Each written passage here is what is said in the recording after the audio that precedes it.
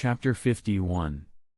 As one of the most notorious criminal gangs in the world, the Phantom Troop, its comprehensive strength, reputation, and degree of harm to society are all first class. Whether it was for wealth, fame, or because he had witnessed too many innocent people die tragically at the hands of the brigade, or maybe through in-depth understanding, he learned that the group had no bottom line and oppressed them for moral reasons. All in all, the ultimate goal of many criminal hunters is to eradicate the brigade. Satot's is naturally one of them. Unfortunately, like most people, he was unable to clearly recognize the strength of the members of the brigade. At the same time, he did not have the talent like Kurapika, nor the power to defeat the brigade. So he eventually fell on the way to defeat the brigade and became one of the many souls who died at the hands of those guys. What was most unbearable for you was the way Thatch died. Or rather, the brigade's means of revenge. Thinking back to the time when you heard the news and rushed to the scene. Upon entering the house, he could see 2 lines of hideous words made up of blood, flesh, and broken bones. "We never refuse anything, so don't take anything from us. Now." He hung up the phone. You reached a deal with the Nosra family and agreed to meet in York New City 1 month later. He soon received a formal commission, and the task content was ensure Nyon Nosra's safety during her journey. Apart from a brief sentence, there were no extra requests, and the agreed-upon remuneration was more generous than you had imagined. And, in their recent conversation, the other party also promised to provide him with the highest standard of accommodation and food during the mission, and all expenses during the journey would be paid by the Nosra family. On this basis, plus the valuable exhibition ticket, you could see the sincerity of the Nosra family. If not for this, you would not have chosen the Nosra family among the many commission invitations. However, you could naturally see that the sincerity shown by the Nosra family was just a means to win him over. But he didn't care. After all, his fame and strength are there. Even if the Nosra family did not try to please him, there are still plenty of families and wealthy people who would choose similar methods of winning over. As expected, strength is king everywhere. The expression on Yu's face was particularly indifferent. He sighed inwardly and put the phone back into his pocket. He planned to relax his body and mind for the first time in a long time and stop accepting unnecessary commissions, so as to be fully prepared for the storm that will come soon. A month passed in the blink of an eye. Yu boarded the flight to York New City as scheduled. Although with his current financial resources, it was more than enough to buy an airship of his own. But with his hunter license, he could take flights to most countries for free, so he adopted the attitude of save as much as possible and did not waste any money. After all, once you master long-distance teleportation, the airship you bought at a high price will most likely be thrown into a warehouse and gather dust. But before that, if you are worried, you have to endure the looks from people along the way and the noisy whispers. Some were discussing his white hair, some were noticing his handsome and fair face, and some were curious about his age. In short, no matter where you goes, he attracts a lot of attention, just like a popular star. After a few hours of flight, you finally ended this long and boring journey, got off the airship, and soon arrived at the airport exit. From quite a distance, he saw several black business cars parked on the side of the road, occupying the area closest to the exit. There were also several strong men in suits and sunglasses waiting in line. Obviously, they were from the Nosra family who commissioned this mission. Among them, there was a tall blond man with a crew cut, who immediately walked towards him with a respectful look the moment he saw you. After all, Yu's features were too distinct. Just by his white hair, Kurapika could recognize him at a glance. And in Yu's sight, the other party was the only person whose aura he could read. They clearly had some Nen ability present, obviously one of the security team members. The Nen aura around him seems weak, so it was unclear if he was the security captain. "Nice to meet you, Mr. Yu," I'm Kurapika from the Nosra family. The blond man introduced himself and tried to extend his hand while speaking. However, when his raised hand was about 10 centimeters away from you, it suddenly slowed in midair. It felt like it was getting closer and closer, but to the naked eye, it seemed to have stopped in midair. I'm sorry, I don't like this. Don't get close to me anymore, including other people. Tell them to. You said calmly, walking forward as if no one was around, bypassing Kurapika's offering hand. As you moved a little further away, Kurapika's palm suddenly felt normal again, but he hadn't noticed it yet. The usually clever mind seemed dull for a moment. Take me to see your boss. You stood in the middle of the line and gave the order. I think your boss is looking forward to meeting me. If so, then hurry up. After hearing this, Kurapika finally reacted. He bowed slightly and said apologetically, yes. In the car. Kurapika sat in the back row with you and offered to pour him a drink. Unexpectedly, the other party said he was too dehydrated and refused alcohol, he could only replace it with iced juice halfway through. Since Yu's expression remained calm, unable to tell his likes or dislikes, and he didn't talk much, Kurapika felt very uncomfortable. Although he had plenty of topics to talk about, he was worried about accidentally touching on the other person's sensitive points, so in the end he forced himself to stay silent. It was extremely quiet inside the car. Even the driver didn't dare breathe. However, you looked out the window at this moment and suddenly whispered, "It seems that I really attract attention." Kurapika heard the words clearly but didn't understand the meaning and looked confused. Tell me how many vehicles and personnel you sent today. You didn't look back, just gazed out the window and spoke. Realizing that you was talking to him, Kurapika did not neglect it and thought. We sent 7 vehicles in total, and the number of people seems to be around 30. Excuse me. Is there any problem? Hey. 30 people. You chuckled. There are at least 50 people in the team now, including those peeping from a distance. It's too numerous to count, and it looks like the number is still increasing. Enemy? Asked Kurapika. How should I know? You turned and looked at Kurapika. I should be the one asking you that. They are enemies. What do you plan to do about them? I will naturally lend a hand. But if you're asking me questions like are you an enemy? I really can't believe your security level. I'd like to state in advance. The only request I received was to protect Miss Nyan's safety. If anyone among you lags behind or faces any danger, do not ask me for help. I can't take care of it. You warned with a serious face. There was no emotion in his cold words, he just conveyed his meaning like a speaking machine. This made Kurapika's breathing slow unconsciously. He struggled to catch his breath before replying. Understood. At that moment, Kurapika suddenly remembered the rumors he had heard before and realized that, no matter whether you was an enemy or a friend, some people liked to call this white-haired hunter Death. At the same time, he understood why most people didn't like working with him. Even Kurapika felt this way, but he just couldn't show it. Chapter 52. You're following too closely.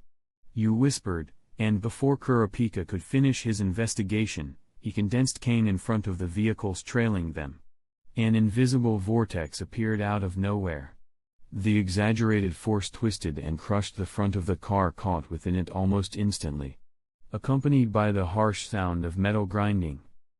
The next moment, the sudden fireball expanded, engulfing the vehicle and the armed men inside in the blink of an eye, leaving only shards of glass and burning metal fragments behind. Without investigating, you could already sense that these were people sent by enemy forces opposing the Nosra family. Among them were several average-strength nin users, and the car was loaded with weapons and ammunition, plus a sniper hidden in the distance. They came well prepared. They clearly weren't here to make peace. Seeing the vehicles ahead suddenly twist and explode, Both the members of the Nosra family and bystanders investigating nearby were all thrown into panic. But soon, the surroundings grew silent again. No wonder they hired me at such a high price. You understood the Nosra family's intent, to use his presence to intimidate hostile factions operating in the shadows. After all, the Nosra family had been growing rapidly. Whether through the resources they seized in the past or the position they were about to claim, their rise was bound to provoke resistance from many underworld forces. Now they had invited him, the infamous white-haired hunter. Even if outsiders didn't know the exact contents of the commission, hostile factions wouldn't rest easy knowing of his presence. As for how those people arrived so quickly, you wasn't surprised. His movements had never been a secret. His white hair made him instantly recognizable. Add to that the fact he traveled using public airships and often passed through crowded areas. Any half-competent gang could easily track his location. But you had already decided, after dealing with the nuisance known as the Phantom Troop in this incident, he would no longer take commissions or appear publicly. He planned to give himself a long vacation, traveling the world or something like that. Not long after, their vehicle arrived at Nosra Manor. Inside the grand mansion, as soon as you stepped through the door, he spotted an old, frail butler waiting for him. "Welcome." The old butler gave a slight bow, then said, "Please follow me. The boss is in his room. No need to lead the way." You waved his hand. Before the old man could react, you vanished on the spot. At that moment, Light Nosra, who had been waiting all day, was sipping coffee without having received any prior notice. The scene in front of his eyes flickered, and with a blink, a white-haired youth appeared before him.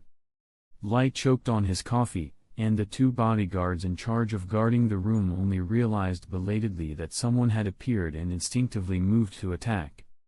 They were all selected Nen users, physically trained beyond ordinary levels. But in the next moment, both men felt a tremendous force pulling at them from behind, slamming them into the walls on either side as if magnetized. Bang! Bang!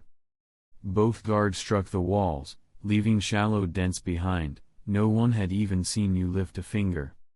Finally, the room's occupants understood what was happening. The young man's white hair gave away his identity. You ignored them and stepped forward. "This is our first meeting."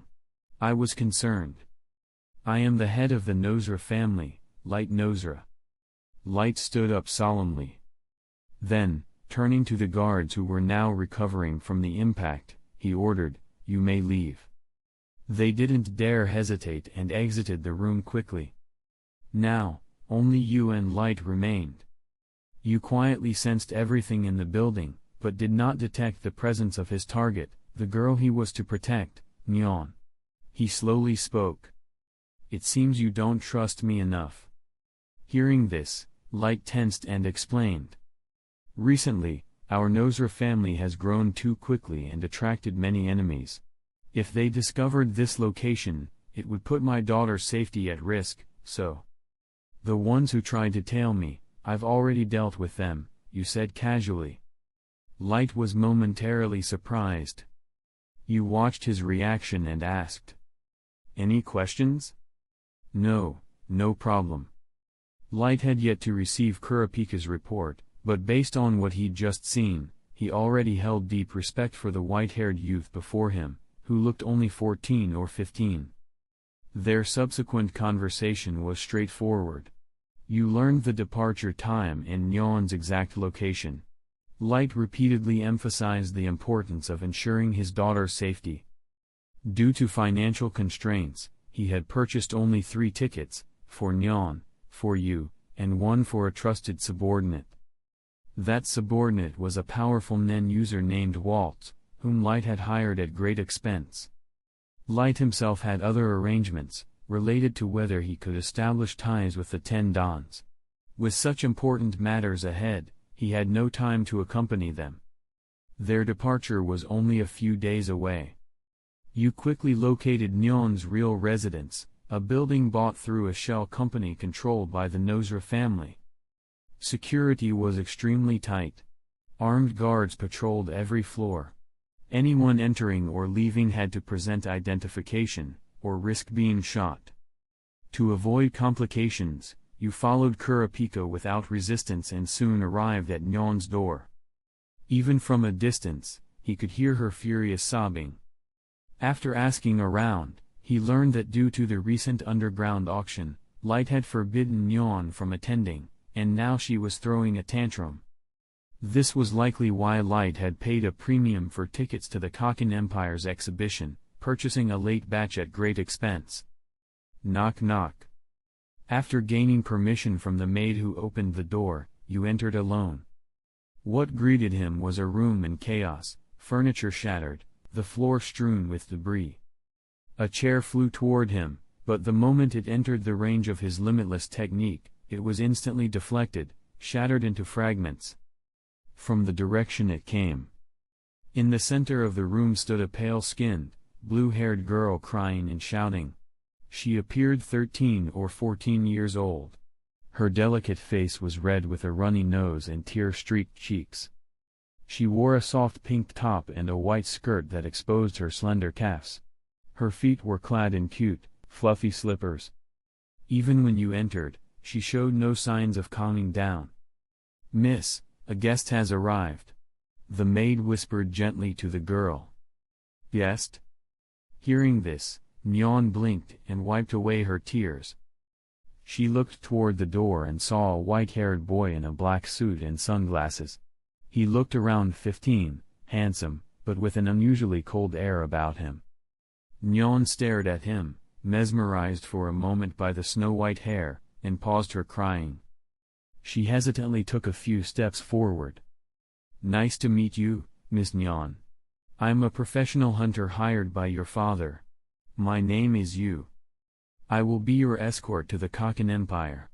But after that, please don't cause trouble. Understand?" "Understood," Nyan answered softly, catching a glimpse of his pale blue eyes, gleaming like gemstones beneath his lashes. Suddenly, she felt. Missing the auction might not be such a big deal after all. Chapter 53. That night, a bald man named Zenkichi was sitting in a luxury car when he received a call from his subordinate. After just a few words from the other end of the phone, he couldn't help but curse. "What a bunch of idiots. You didn't even figure out how they died, and you still have the nerve to report to me? Aren't they the assassination gang that claims to have a 100% kill rate? Have your leader call me." "The leader is dead," the man on the other end replied. "Dead?" Zenkichi frowned. "What about the deputy leader?" "The deputy leader is also dead." The man sounded embarrassed as he added, "They were in a car, and before they could even see clearly, it was torn apart by some unknown force, both the people and the vehicle." "That's enough." Zenkichi was so angry he nearly crushed his phone, the veins in his face bulging as he hung up. As a well-known gangster boss in Ukexan City, he was rarely bested, and now being repeatedly defeated by some upstart made his frustration unbearable. That famous hunter, someone even the 10 Dons couldn't hire, yet Light Nostrade actually managed to get him. What kind of trick did he use? As Zenkichi pondered, he recalled some information he'd recently received. It was said that the reason Light's daughter's divinations were 100% accurate was because she had also awakened Nen. Could it be that he relied on his daughter's divination again? Zenkichi thought, slowly confirming it in his heart. He couldn't think of any other reason why Light would be able to bring in the white-haired hunter. That thought only fueled his resentment. "If not for that little girl, I could have been the one sitting among the 10 Dons. But because of Light's ridiculous luck, he now not only seized my spot, but even used it to win over such a powerful ability user." Still, Zenkichi knew one thing for certain: if he could get rid of that girl, everything Light had gained would vanish like smoke. "Looks like I'll have to spend some real money. And hire that legendary assassin family." If Light really used his daughter to gain the Tendan's favor, then Zenkichi wouldn't get another opportunity to overturn the situation. A few days later, Ukexin City, Lincoln Airport. A majestic airship had docked, with its staircase extended. Yu silently followed Nyan up the stairs. Behind them trailed her two maids, carrying what was clearly a mountain of Nyan's luggage. Nyan was quite satisfied with the bodyguard her father had arranged. Although his demeanor was always cold and serious, he was handsome, and those pale blue eyes left a deep impression on her. So even as they climbed the stairs, Nyan would stop now and then just to glance back at him. At this distance, she could look down at his eyes. But this constant pausing made you a bit impatient. Without a care for those behind her, Nyan thoughtfully asked, "By the way, didn't you bring any luggage? Like a change of clothes or something?" "Of course I brought it. You just can't see it." Yu replied calmly, then urged her to keep moving. Most of his belongings were currently stored in the stomach of his Nen beast, Little Black. Clothes, toiletries, tools, everything he might need. Over the past year, although Little Black hadn't grown in size, its stomach capacity had expanded enough to store the contents of an entire room. Of course, this applied only to inanimate objects. If he tried to store living things, or objects imbued with strong aura, then whether they could be swallowed depended on Little Black's total Nen capacity. As of now, it could only manage the terminally ill or dying. Digestion, however, was entirely up to Yu's will. The idea of turning a dying ally into a Nen pill was absurd to him. The airship departed shortly afterward. Within it, you could sense 4 other Nen users besides himself. Excluding the blonde man Kurapika, whom he had met earlier, there were 3 others. Among them were a man and a woman, both led by a black-haired man named Waltz. The trio wore military-style uniforms and looked quite formidable. According to Kurapika, they'd operated as an independent team before joining the Nostrate family. That much was clear. None of them were particularly interested in Kurapika, or in Yu, the newly added young man. Some even seemed to actively dislike him. So far, no one had made the effort to speak to him. Yu didn't care. He was used to solitude. In fact, the fewer people meddling, the better he could do his job. In the following days, aside from meals, Yu rarely left his room. The distance between Ukexin and the Kakan Empire was significant, and this quiet stretch was a rare chance for him to unwind. However, it was precisely because he rarely emerged that Nyan began visiting him frequently. From their first meeting, she had been overly drawn to those pale blue eyes of his. As a collector, Yu was used to being evaluated for his rare traits. Though Nyan had no sinister intent, she had clearly fallen for those eyes. Almost every night, she would dream of peacefully falling asleep while holding those eyes. It had only been a few days since their journey began. Yet Nyan's 2 maids, Alyssa and Fuli, had noticed their young mistress, who once only played games with them, was now constantly disturbing the white-haired hunter. Every excuse was just an excuse, to relax, to play games, but it was obvious she just wanted to look into his eyes. Yu understood this clearly. But he wasn't interested. It wasn't part of the commission. Each time she tried, he rejected her firmly. Still, instead of giving up, Nyan became even more persistent. She knocked more frequently, clearly determined to get her way. Just like now. It was already late at night. But you could clearly see outside his door. Nyan stood there hesitating. She seemed on the verge of skipping the knock entirely, her hand already on the doorknob. At this, Yu had no choice but to open the door himself. Staring at her still hovering hand, he sighed, then asked sternly, "Miss Nyan, what are you trying to do?" Perhaps because of the late hour, Yu's patience wore thin, his voice sharp. "My job isn't to entertain you or take care of your daily routine. That's your maid's responsibility. I'm only here for your protection. Do you realize how disruptive your constant interruptions are? Even I need rest. Understand? It had been a long time since you lost his temper. For a moment, the pressure around him became suffocating. But he seemed to forget something. Despite being only 13 or 14, Nyan had long developed a powerful habit. When she didn't get what she wanted, she cried. If one bout of tears didn't work, she'd cry again, harder. Over time, her father grew increasingly indulgent. Now, no one in the Nostrade family dared raise their voice at her.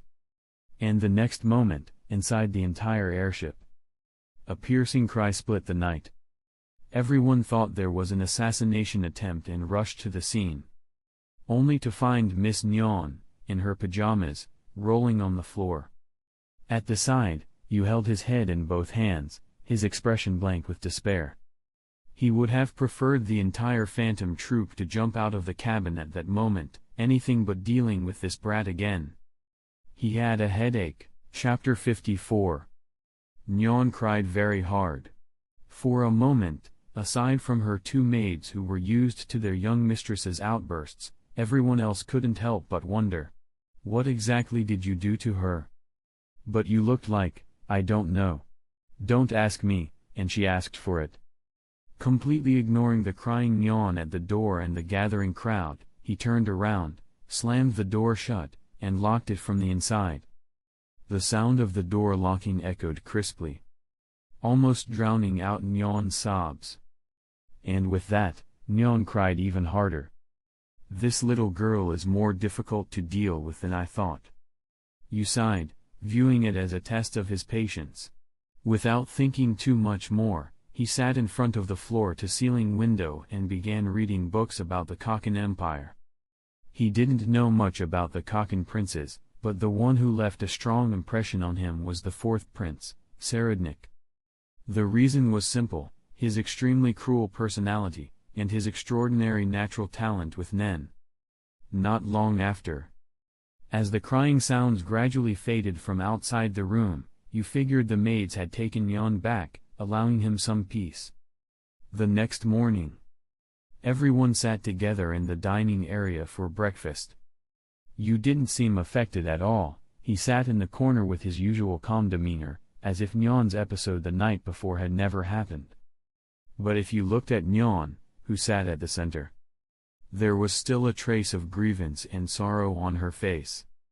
Dark circles hung under her eyes, and both the tip of her nose and corners of her eyes were red.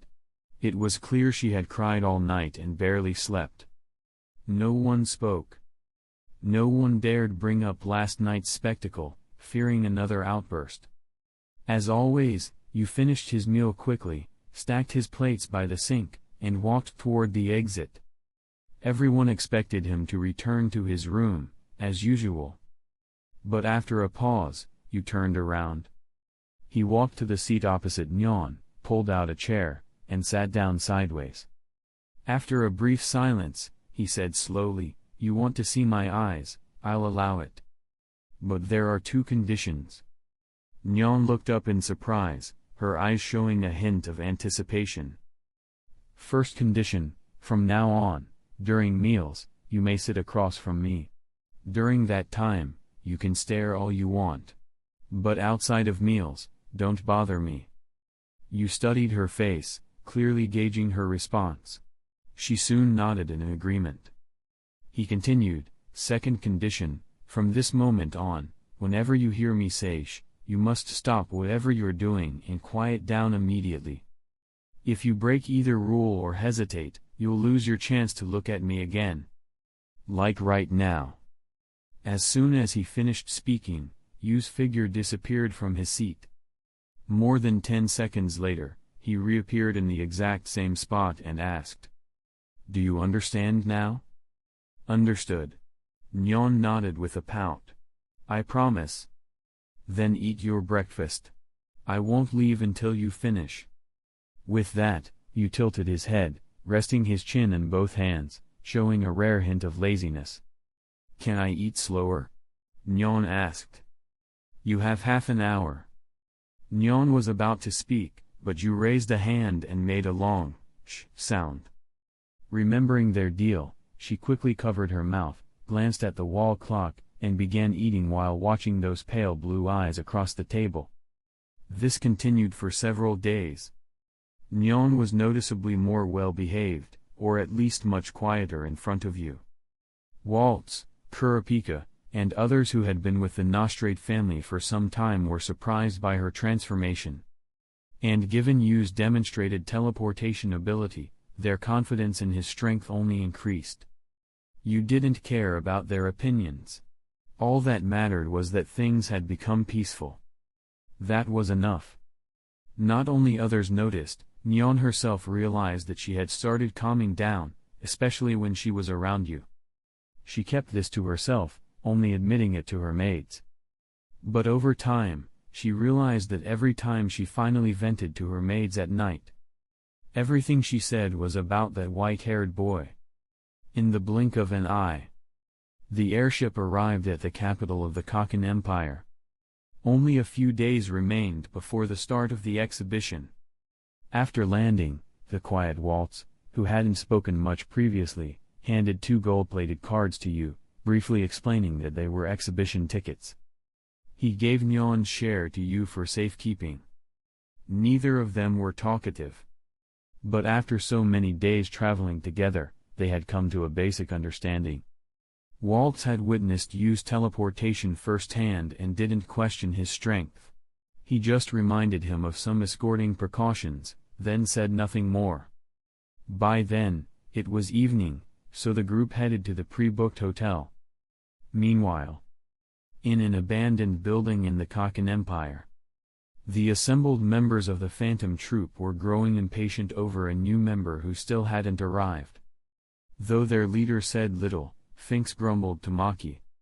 "Hey, Maki, are you sure that guy, Hisoka, is coming tonight?" "I don't know," Maki said coldly. "I made sure he got the message about the meeting."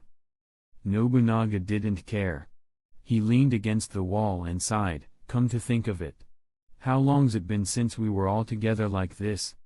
"Years, probably. Not everyone's here.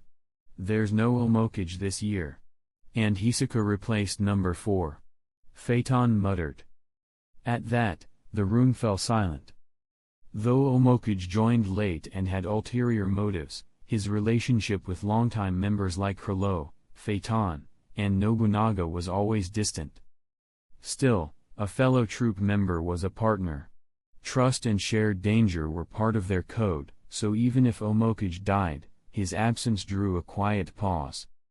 Anyway, the killer's already been dealt with. "Let's leave it at that," Pakunoda said flatly. "No, it's not over yet," said Shanark. "Those 2 weren't strong enough to kill Omokage. No way. Which means someone else did it." He turned to Uvogin and added, "You should have waited for Pakunoda to read them before killing them." "What's the point?"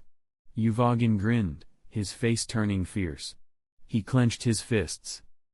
"Whoever it is, however many of them come, I'll crush them." Everyone sighed. Uvogin's temper hadn't changed a bit. But that same temperament also spoke to his strength. Though Uvogin wasn't a thinker, in combat, his instincts were unparalleled. From top to bottom, Uvogin was a killing machine born for battle. Short break hunters. And you should know by now. You're not getting in fact this far in the playlist. I'm not wasting it here. So stare at the wall for a bit and let's move on. Chapter 55. Let's stop here. The purpose of today's gathering isn't to debate Omokage's death. Wouldn't it be more interesting to discuss why the captain summoned us all here? Still so sneaky, Shizuku Murasaki, said Finks, glancing at the person who had just spoken. If you hadn't said anything, I would have forgotten you were even here. The feminine man referred to as Shizuku Murasaki lifted a hand to smooth his thick, dark hair, revealing the spider tattoo with the number 8 on his neck, and sneered. Hey, of course I'm here. Without my ability, stealing anything would be a lot more trouble for you. Right? At that, Finks fell silent. His expression made it clear he agreed. If we had to name the most vital members in the Phantom Troupe, aside from Banolanov, who could replicate objects, and Pakanoda, who could read memories through touch, then Shizuku Murasaki, who could open any safe effortlessly, would certainly be among them. The abilities of these three were essential for the troupe's future heists, both practically and strategically. Bang! Krollo suddenly shut the book in his hands, looked up toward a shadowed corner, and said quietly, "Everyone's here." The others turned their attention in the same direction. Soon, a man with red hair, adorned with teardrop and star patterns on his face, walked out. "Yo!" Hisoka grinned, raising one hand to his hip. "Everyone's faces are so gloomy. What's with the mood?" "So you're the newcomer, Hisoka?" Finks spoke coldly. "That's right." Hisoka smiled. "I'm the new number 4, replacing Omokage. Hope you'll all treat me well." Hisoka's flippant attitude and peculiar tone made Phaeton, Finks, and the others instantly dislike him. Not only had he wasted everyone's time by arriving so late, they now instinctively wanted to test whether he was truly worthy of joining the troupe. "That's enough." Shanark stepped in to stop them, then turned to their leader and asked with a smile, "Boss, what's the plan this time?" Under their collective gaze, Krollo finally stood up. "The target is the treasure vaults of the Kakin Empire." "What treasure, specifically?" Everyone began speculating. "No specific target," Krollo replied confidently. "As long as it's something we want, we take it." "Even if our opponent is the Kakin Empire?" Shanark asked, smiling. "Of course," Krollo declared. "Anyone who gets in our way, kill them." "Afraid?" No one answered. Not a single person showed hesitation. On the contrary, Uvagin trembled with excitement, lifting his arms in anticipation. From the corner, Hisoka kept staring at Krollo with growing intensity. He licked his lips unconsciously. Only Maki, standing nearby, noticed the strange glint in his eyes. At the same time, Yu and the others arrived at their reserved hotel. As previously agreed, Light Nostrade had arranged the most luxurious hotel in the Kakin Empire for his daughter and the Nen-user escorts. However, only Nyan and Yu had rooms on the top floor, with the best city view. After checking in, everyone took their keys and headed toward the elevator. Suddenly, Yu noticed someone approaching, someone whose aura was sickening. This man wasn't a Nen-user, which meant you wouldn't have normally paid him any mind. But the sensation was revolting. Soon, you recognized the figure. The fourth prince of the Kakin Empire, Saradnik Gworu. Even by Hisoka's standards, this man's depravity surpassed all others. He was, without a doubt, the worst kind of man. A sadist cloaked in nobility, he lured women with promises of wealth, then skinned them or used them for grotesque human crafts.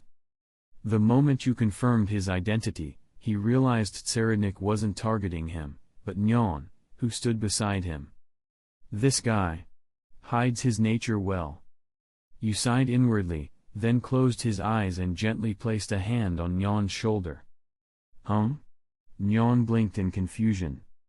Then she watched as you stepped forward, subtly shielding her with his body. A man with shoulder-length blonde hair, dressed in traditional Kakin robes, approached and asked, "Hello, are you a guest of the hotel?" "I am the fourth prince of the Kakin Empire, Saradnik. I also own this building. If it's not too forward, may I invite this lovely young lady to my private suite upstairs? I have many rare treasures there. She may enjoy seeing them." Saradnik's demeanor was polite, and he was flanked by bodyguards, so on the surface, nothing seemed wrong. "No, thank you," Yu replied calmly. "If you insist, I'll have to accompany her. Which could lead to unnecessary complications." "And who might you be?" Saradnik asked with a smile. We are the Nostrade family's guard unit. Waltz stepped forward. Our job is to ensure Miss Nyan's safety. This is Mr. Yu, the renowned white-haired hunter. As he said, if she's going upstairs, we're going with her. At the very least, within sight. At that moment, others including Kurapika also stepped forward in support. To Yu, it was clear they still didn't understand the monster that hid behind this prince's mask. But even so, their stance helped. Seeing the firm front presented by the group, Saradnik decided not to push further. Though he didn't recognize the Nostrade name, he understood that forcing the issue would expose his true self prematurely. For now, he had no intention of doing so. Yu led Nyan past the prince and into the elevator. Even as the doors closed, Saradnik watched with that same smile. Aside from the lovely blue-haired girl, his attention also lingered on the white-haired boy. He replayed Yu's subtle actions and realized that boy had sensed his intent. Had Yu not stepped forward first, the others might not have acted so decisively. According to Saradnik's plan, he was supposed to claim a new collectible tonight. Now, his caution had cost him the chance. Still, from the brief interaction, he'd learned they were here for the upcoming exhibition. So he figured, they'd meet again. Chapter 56. In the luxuriously decorated hotel room. After taking a bath, Nyan was sitting in front of the dressing mirror with her long wet hair, in a daze. Alyssa and Fuli, the maids, stood behind Nyan, blowing hot air into her hair, then gently combing it. Among them, Alyssa seemed to notice something unusual about the young lady and asked, Ms. Nyan, are you thinking about something? Nyan pouted, thought for a moment, then said, Alyssa, do you think I've been a little strange lately? Why do you say that? Alyssa chuckled, as if she already knew the answer. I didn't feel it when we first met, but recently, I seem to be paying far too much attention to that guy. As Nyan spoke, she recalled the moment in the hall earlier, unable to fully articulate her feelings at the time. Now, even thinking about it made her heart flutter, and his figure popped into her mind unbidden. Speaking of which, Alyssa. Nyan turned toward her. Do you remember my first impression of him when I first met that guy? Of course I do. You said he was like a doll carved from snowflakes, cold, emotionless, like the monsters on TV. Alyssa replied. But now I realize he's not that scary, nor truly expressionless. He just doesn't want to show his emotions. As Nyan spoke, memories of the past 2 weeks aboard the airship flooded back, the moments when he'd clearly hidden feelings. Where there are feelings, there are smiles and laughs. But so far, Nyan had only witnessed worry, anger, and sadness. For some reason, she desperately wanted to see him smile. They chatted with the two maids until late at night. Meanwhile, Yu was in the next room, silently staring at the magnificent street view outside, thoughts swirling through his mind. He understood that the Phantom Troupe was in the city. At any moment they could encounter members of the troupe, perhaps even here at the hotel. Yet Yu didn't expend energy activating concentration to sense through the walls. Instead, he sat in a chair, closed his eyes, and rested, to ensure he was at peak condition for whatever confrontation might come. It's best to resolve this once and for all to avoid future trouble. With that in his mind, Yu spent the night in quiet repose. The next morning. Despite sleeping late, Nyan felt refreshed and insisted on leading everyone to the busiest shopping district early. Yu, well rested, was fine with the idea. A crowd would increase the chance of encountering other troupe members. But Waltz, Kurapika, and the others immediately looked apprehensive. They weren't blessed with Yu's 6 eyes and couldn't sense Nen users at a glance. A crowded area would be a nightmare for security work, especially with ladies who could shop from sunrise to sunset. Everyone expected Yu to object first, expecting his voice to dissuade Nyan. Instead, this aloof, white-haired hunter was the first to support the outing. I don't mind, you said without hesitation, glancing coldly at the rest. What about you? At those words, Nyan joyfully leapt up, her favorable impression of you grew just a bit more. In response, Waltz, Kurapika, and the others exchanged resigned looks before reluctantly nodding, that's fine with us. Meanwhile, after planning their theft the previous night, the Phantom Troupe members had dispersed, wandering the city in the days leading up to the exhibition. Among them, Kubi and Boro made the most unusual pair. Kubi was short, hair hanging over his face like seaweed. As a member of the ancient Dongdong Dua tribe, Boro was wrapped in bandages like a mummy, hiding sores over his body. Their looks alone would draw attention on the street. There are more people in Kajin's capital than I expected, whispered Boro. The captain instructed us to stay low. Let's move elsewhere, said Kubi.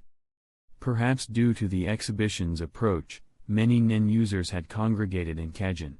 They chose not to cloak their presence with Nen, letting thoughts dissipate freely to appear ordinary. But their attire betrayed them. Realizing this, Boro said, we're still too conspicuous. I want to steal some clothes. He looked at Kubi. What do you think? Could be useful for what's next. Kubi nodded, rubbing his abdomen. But my stomach's upset, I need the restroom first. Alright. I'll find you later. Boro left as Kubi struggled to locate the bathroom. Entering a Nen circle state, Kubi limited his sensory range, focusing inwardly. At the same time, you, not far away, sensed that minor Nen fluctuation, just the thought breath, but not the full figure. He felt compelled to identify it.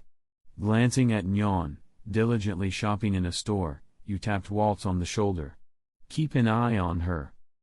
I'll be gone a moment, he said, and without waiting for reply, vanished toward the source. Moments later, in a dim bathroom, Kubi pressed the flush, pushed the door open, and was about to walk out. Suddenly, a figure appeared. Before he could react, someone's hand grasped his face and slammed him into the wall behind him. The back of Kubi's head struck the wall with a sickening crack, blood and bone fragments spraying everywhere. A loud bang echoed. In a flash, Kubi's limbs drooped lifelessly.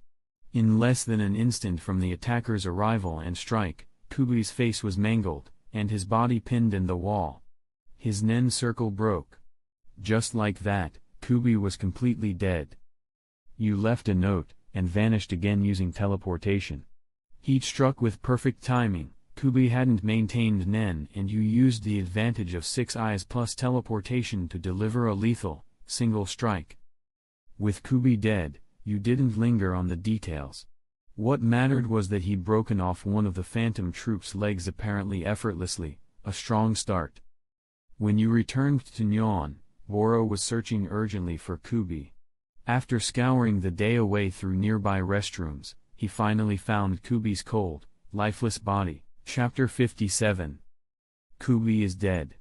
And not just dead, he was killed in one blow, without even noticing anything. Aside from the shattered wall and lingering murderous aura, a spider symbol with one missing leg was left at the scene.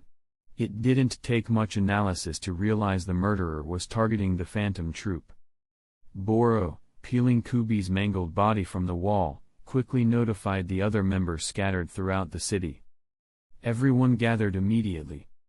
Except for the newly joined Hisoka, each member wore a grim expression.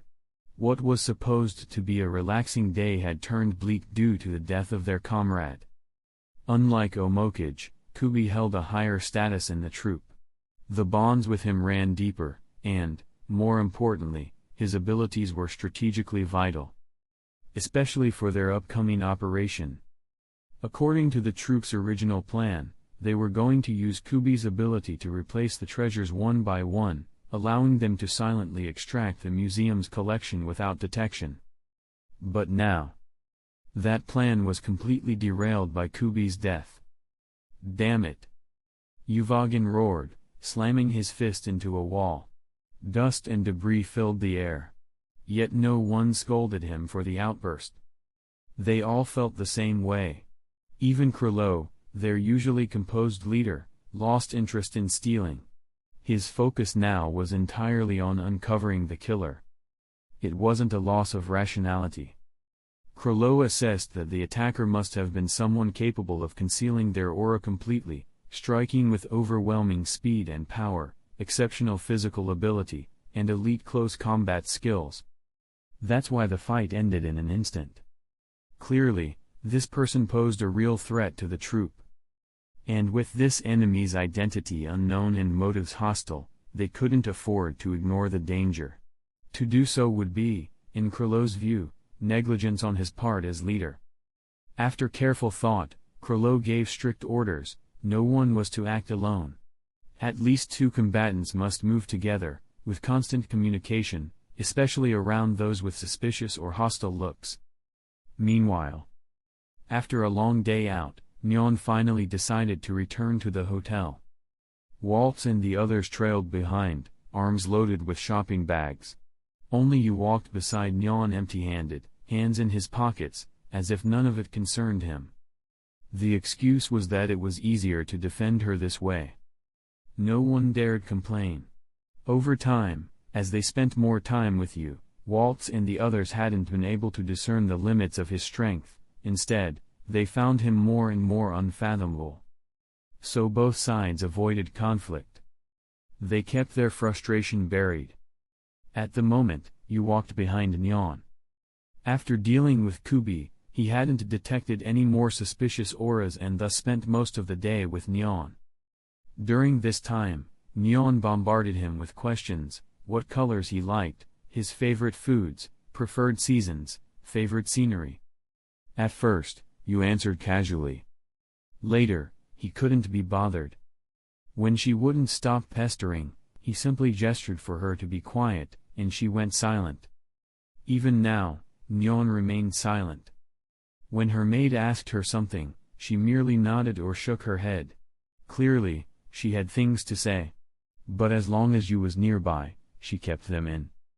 Oh, you'll choke on it if you keep holding it in, thought Yu, seeing through Nyan's restraint. He began to wonder how long she'd keep this up. He hoped she'd stay silent for a few days, it was more peaceful that way. As they waited for the elevator, Walt approached Yu, handed him a few shopping bags, and briefly explained. These are formal suits. Pick the style you like, it'll be useful for the exhibition. Thank you. Yu nodded and accepted the bags politely. You're welcome. It was the young lady's idea. At this, Yu cast a glance at Nyan, who acted as if she hadn't heard the exchange at all. Then the elevator arrived. Though spacious, the elevator could only fit a few people comfortably. Using the excuse of carrying too many bags, Waltz and the others let Yu, Nyan, and the two maids ride up first. They would follow later in batches. Inside the elevator, Yu and Nyan stood in the center. The two maids squeezed into a back corner, silently observing their young mistress. To their surprise, Miss Nyan was acting very strange, totally unlike her usual cheerful and outgoing self. Everything had seemed normal during the day. But once the elevator doors closed, it was like she had become someone else, quiet, head lowered. The only sign of life was her fidgeting hands, drawing small circles with one hand's fingertip on the other's palm. Who knows what she was thinking? She seemed shy or uneasy? Based on their knowledge of Nyan and past experiences, Miss Nyan should have used this opportunity to look up and sneak a glance at Mr. Yu before reaching the upper floor. After all, Miss Nyan had often said, she really loves his blue eyes. If possible, she could stare at them all day and never get tired. And now, in such rare close proximity, Miss Nyan was abnormally restrained. Only occasionally did she steal a quick glance, then look away hastily. Is it because we're here? The two maids exchanged looks. Though they said nothing, they clearly shared the same suspicion. In truth, Yu also noticed Nyan's odd behavior, and couldn't help but wonder. I haven't done anything to draw her attention. If anything, he was the least cooperative member on the journey. He had scolded her more than once. Yet now, it seemed to have had the opposite effect.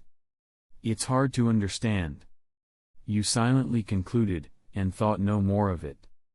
A few days later, the exhibition officially opened. The massive National Museum of Kokken resembled a black modern pyramid, with a broad red carpet stretching from the entrance down to the street.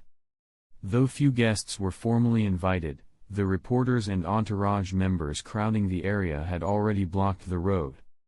The Nostrade family was among the last to arrive. But when Yu and Nyan stepped out of the rear seat one after the other, they immediately drew attention. That day, Yu wore sunglasses, a tailored black suit, and his white hair stood out in the crowd. Nyan, behind him, wore a black dress trimmed with gold. Her already cute features, now complemented by elegant makeup, made her look particularly striking. The two of them stepping out together set off a frenzy of camera flashes. Yu, seemingly anticipating this, had already closed his eyes in preparation before exiting the car, protecting himself from the blinding lights. Ahead of them, Pakanoda, Finks, and Phaeton were in suits as well. Hearing the buzz behind, they turned to glance at Yu and Nyan. But the two looked like they were only 14 or 15 years old. Other than their youthful appearance, there was nothing especially remarkable. They then shifted their gaze to Waltz and the others stepping out behind. The guy who killed Kubi. Could he be one of them? Finks asked. Phaeton shook his head. Hard to say. But if Shanrik were here, maybe I could investigate more. Let's go inside. Without saying more, they walked into the venue. Chapter 58. Due to the attack on Kubi, Pakanoda and her group were no longer as relaxed as before. They maintained a constant state of Enten, the aura cloaking technique that keeps Nen actively circulating through the body, to ensure they could react instantly to any threat. Because of this, long before they turned to look around, you had already sensed Pakanoda and the others' Nen signatures and quickly confirmed the identities of the three based on their appearance. Good luck, you murmured with a faint smile. Unexpectedly, he had encountered three members of the Phantom Troop at once, including their most critical intelligence officer. However, you did not act immediately. After all, he was now in an advantageous position. The enemy is in the light while I remain in the dark, and held a natural edge in intelligence gathering. So long as the enemy hadn't confirmed his identity, he could always wait for a more ideal moment to strike. With Pakanoda and the others' auras locked in, the next priority was locating the rest of the members hidden within the crowd. Especially Krilo, their leader. In Yu's view, defeating fighters like Finks or Phaeton alone wouldn't achieve much. People like Hisaka could always take their place. But if Krilo, the troop's soul, were removed, the remaining members would likely lose cohesion and eventually collapse. Since only Yu, Nyan, and Waltz held invitations, the two maids and other bodyguards stayed outside the museum. At the entrance, before entering the venue, Yu and the others each received a pair of elegant black and gold gloves, a mandatory accessory provided by the Kokken royal family for the event. Upon entering the museum, unlike its stark black exterior, the interior was lavishly adorned, mostly in gold, with massive murals and floor designs in the ancient Kajin kingdom's style carved throughout. There are more people than I expected, Waltz muttered, glancing at the crowd ahead. Besides the guests, there are even more guards and staff. Following behind Miss Nyan, he added. This place has too many zones. The layout's like a giant maze, wide, but complex. It makes our security work much more difficult. To that, you replied bluntly. Just take care of yourself. If you want to survive, remember two things: never lower your guard, and don't trust anyone near you. The one hiding in the shadows is 100 times more dangerous than you imagine. With that, you said no more and followed behind the lively Nyan. There weren't any rare treasures displayed on the first floor, only the Kajin Kingdom's historical exhibits and biographical details of famous figures. Most guests followed staff through the displays, portraits, royal relics, statues of past kings, and more. Nyan, however, simply walked along the perimeter, studying the murals with a tilted head. But after only a few minutes, she lost interest. What she really wanted to see were things like ancient mummies, skulls of extinct races, or bizarre skin samples. But those artifacts wouldn't be shown until the royal family gave their speech and opened the second and third floors. So boring. Nyan grumbled inwardly. She wanted to talk to Alyssa or the others, but upon turning around, saw only that cold, stoic figure behind her, and her expression turned sulky. At that moment, 3 troop members entered the venue. Pakinota circulated through the crowd, using handshakes and casual contact to activate her Nen ability and extract information, specifically regarding Kubi. Finks and Phaeton followed nearby, scanning for any suspicious individuals. Watching Pakinota at work, Finks frowned and whispered, "Are we really gonna find the killer just going around like this?" "The captain's right," Phaeton replied. "Whoever did it clearly had inside info on us. Otherwise, he wouldn't have confirmed Kubi's identity so easily. So if we show up, that guy's probably watching us from the shadows." He added, "If he knows about Pakinota's ability, he'll definitely avoid contact with her. Which means, it's our job to find him. And more importantly," Phaeton continued, "the captain didn't tell us one thing." "What's that?" Finks asked. "The source of the enemy's information." At this, Finks' expression darkened. He immediately caught on and murmured, "Don't tell me. We've got a traitor?" "It's possible," said Phaeton. "But who could it be?" Finks looked troubled. "There shouldn't be anyone like that among us." "There's no point speculating now," Phaeton said without looking up. "Once we're back, let Shanark investigate every member, especially the new guy. I already made an agreement with him, even if the captain objects, we'll confirm the truth ourselves. This affects the troop's future." "I agree," Finks said firmly. He understood exactly what Phaeton meant. And if it turned out to be Hisoka, then for Kubi's sake, he would personally kill him. Soon after, once all the guests had arrived, the royal family made their entrance. Aside from the 4th Prince Tserednik, whom they had already met, the other arrivals included the reigning King Nasabai Hwei Guoru, the 1st Prince Benjamin, and the 3rd Prince Zhong Lei. All 3 princes were strong contenders for the throne. As king, Nasabai stood before the gathered crowd. He said only a few brief and inconsequential opening remarks, introduced the princes, then had staff escort the guests to the upper levels. Throughout it all, Nasabai behaved less like a monarch and more like a farmer showing guests around his land, remarkably unpretentious. Still, you understood. Anyone who could win the ruthless succession war and become king of Kakin couldn't be underestimated. He shook off the thought and refocused, scanning the area for other troop members beyond Pakinota, Finks, and Phaeton. Unfortunately, it seemed only those 3 were present. Yu and Waltz then followed the eager Nyan to the now accessible 2nd floor. This floor was smaller than the first, but similar in layout, containing various treasures from the Kajin Kingdom within differently sized rooms. Yu also noted the material of the walls was much sturdier. According to staff, the latest quake-resistant and fireproof technology had been used here to protect the collection. Though it served as a show of the kingdom's wealth and progress. To Yu, it meant something else entirely. He could fight here freely. Chapter 59. The exhibition was coming to an end. In the past few hours, Nyan had scarcely taken a break, exploring nearly every corner of the 2nd floor. She had now returned to a spacious central exhibition hall, where she observed a mummy through a glass display with a satisfied smile. Several guards from the Kaken kingdom stood nearby. You and Waltz waited quietly not far from Nyan.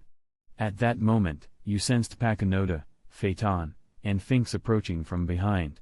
Though they were still investigating other people, he estimated it would soon be his turn. It's time to act, you thought silently. He turned to Waltz and instructed. Take Nyan downstairs in a bit. The museum's about to close. I need to deal with a few guys giving off bad auras. No matter what happens next, don't look back. If you want to survive, leave as soon as possible. Don't wait for me. Hearing this, Walt sensed something was wrong. His expression turned serious, and though he hadn't noticed any suspicious individuals, he trusted you. So he whispered. Be careful. I'll explain to the young lady. You nodded, then turned and walked toward Phaeton and the others. After hearing the instructions, Waltz quickly approached Nyan and briefly relayed the situation. Nyan was visibly disappointed, she hadn't had her fill of the museum. But seeing there were only 10 minutes left until closing, she reluctantly agreed to leave, though with a pout. Before departing, she paused and glanced in the direction you had gone. A frown crept onto her face. Perhaps it was her instinct as a fortune-teller, she felt something ominous approaching. A persistent feeling nagged at her, after this. He might not return.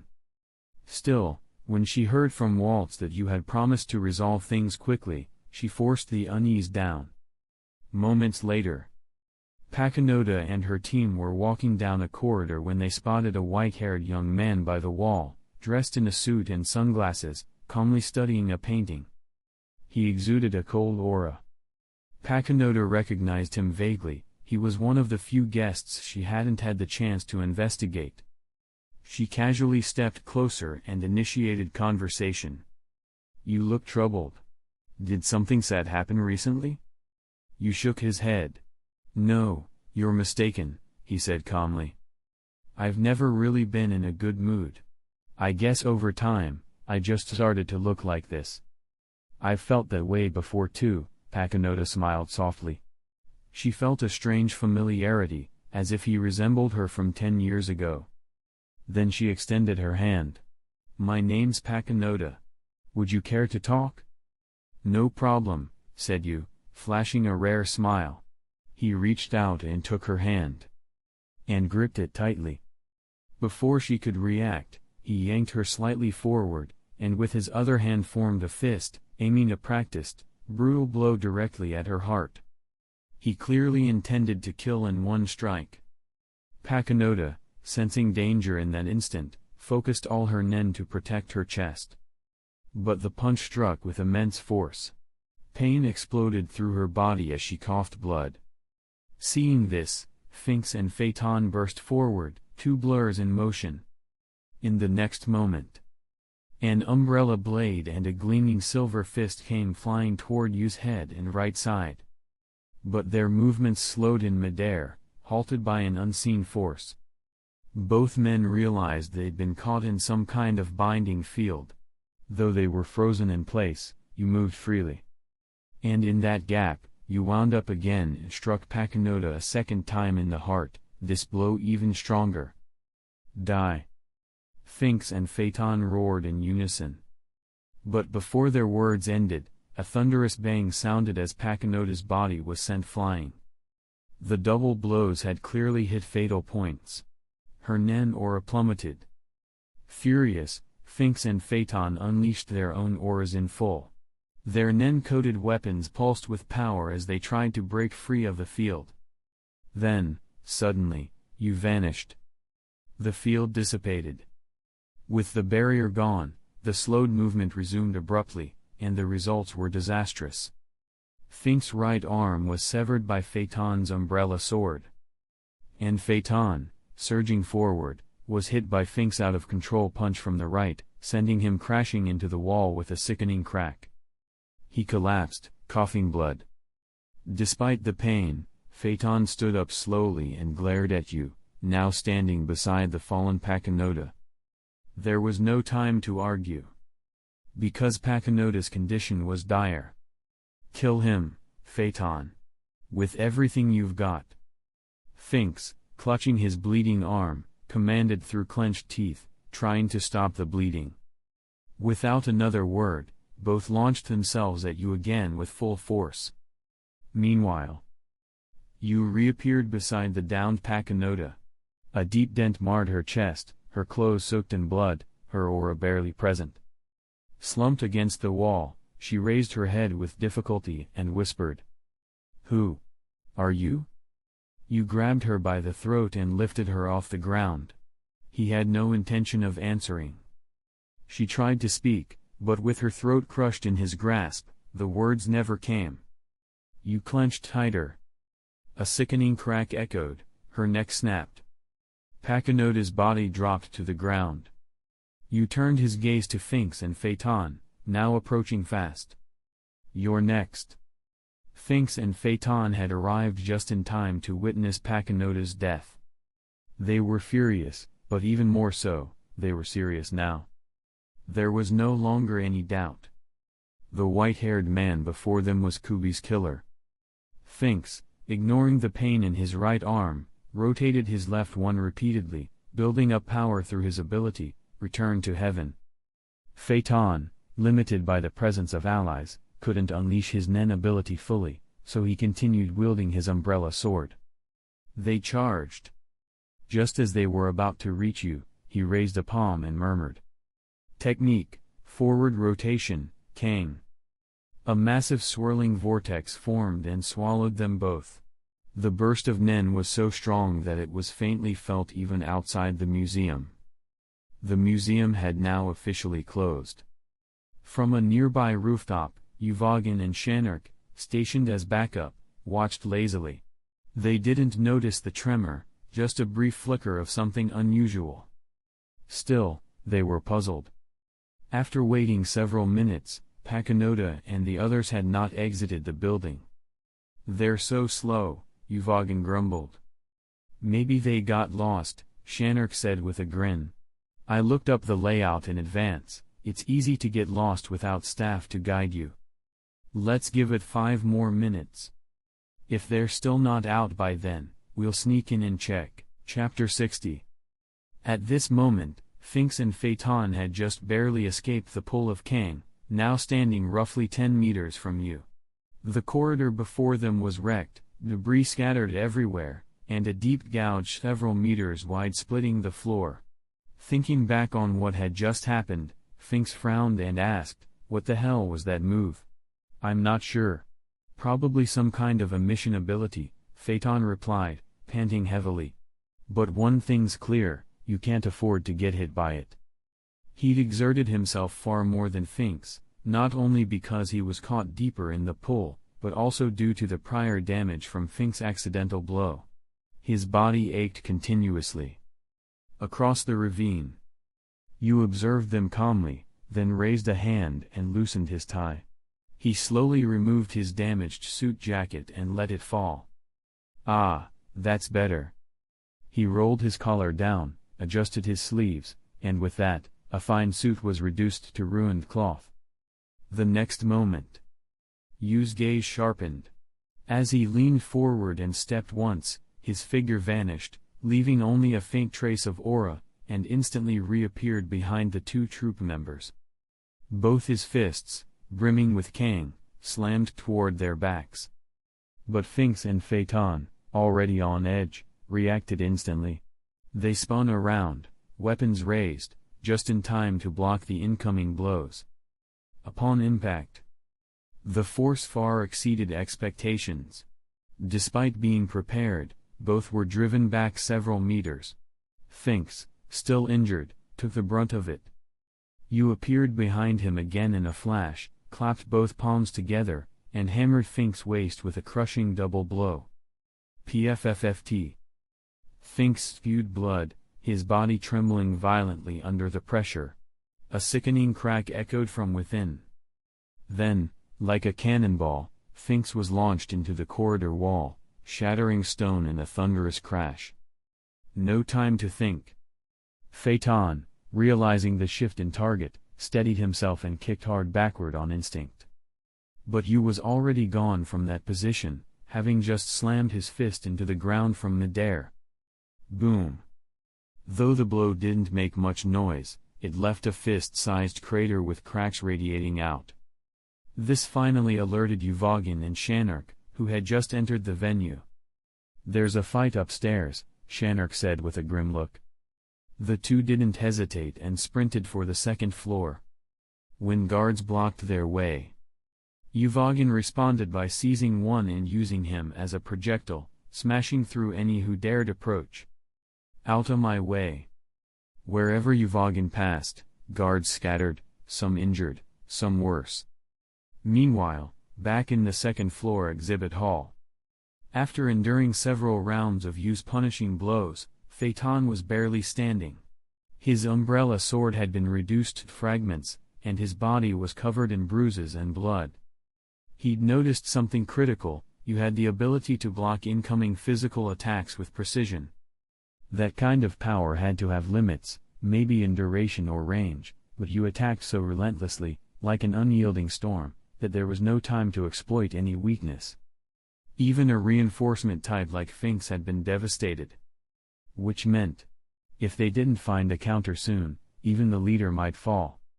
"I have to kill him now," Phaeton thought grimly, "even if it costs my life." "You've got time to think in the middle of a fight." Yu's voice cut sharply into Phaeton's thoughts. Just a second ago, you had been ahead of him, now he was above. Phaeton couldn't react in time. Yu grabbed his head and drove it straight down, like a hammer from the heavens. The impact thundered like a meteor strike. He dragged Phaeton along the ground for over 10 meters before stopping. At that moment, Yuvogin and Shanark, following the destruction, arrived at the scene. What they saw made their blood run cold. Finks lay against a wall, vomiting blood, part of his right arm missing. The two rushed to his side, only to find his face pale and drenched in sweat from blood loss. "Run! Get out of here!" Finks groaned, clutching his wound tightly. Meanwhile, Phaeton, barely conscious, sensed Yuvogin and the others had arrived. But he knew it was pointless. Yu was too strong. Even Yuvogin might be no match. He had one option. Use his ability now, while he still could, and burn Yu with everything he had. They're far enough. That should give them time to react. Face bloodied, expression calm, Phaeton prepared to activate his ability. But in the next moment, a devastating punch landed on his face. With no Nen to shield him, blood exploded from the impact. His aura faltered. Yu retracted his fist with a cold expression, turning just as Yuvogin and Shanark prepared to strike. Suddenly, a surge of violent aura erupted behind him. Phaeton was still alive. And he'd activated his ability. A blinding, searing sun bloomed behind them. The corridor lit up with white-hot light. A scorching wave surged outward, engulfing everything in seconds. Even with Nen defense, Yuvogin and Shanark were scorched by the heat. There was no time to question who had killed Phaeton. "Go!" Shanark shouted instinctively. Yuvogin grabbed the barely conscious Finks and ran for the exit with all his strength. Even so, his back was blistering from the heat. Night had fallen. Even from outside the black, conical building, people could see it glowing, red-hot like molten metal. The heat spread steadily, the air temperature rising with every step closer. Those who dared approach were scorched immediately. Soon, the central chamber collapsed under the heat, opening a massive crater. Civilians who believed they were at a safe distance were horrified when a radiant fireball, brighter than the sun, erupted into the sky.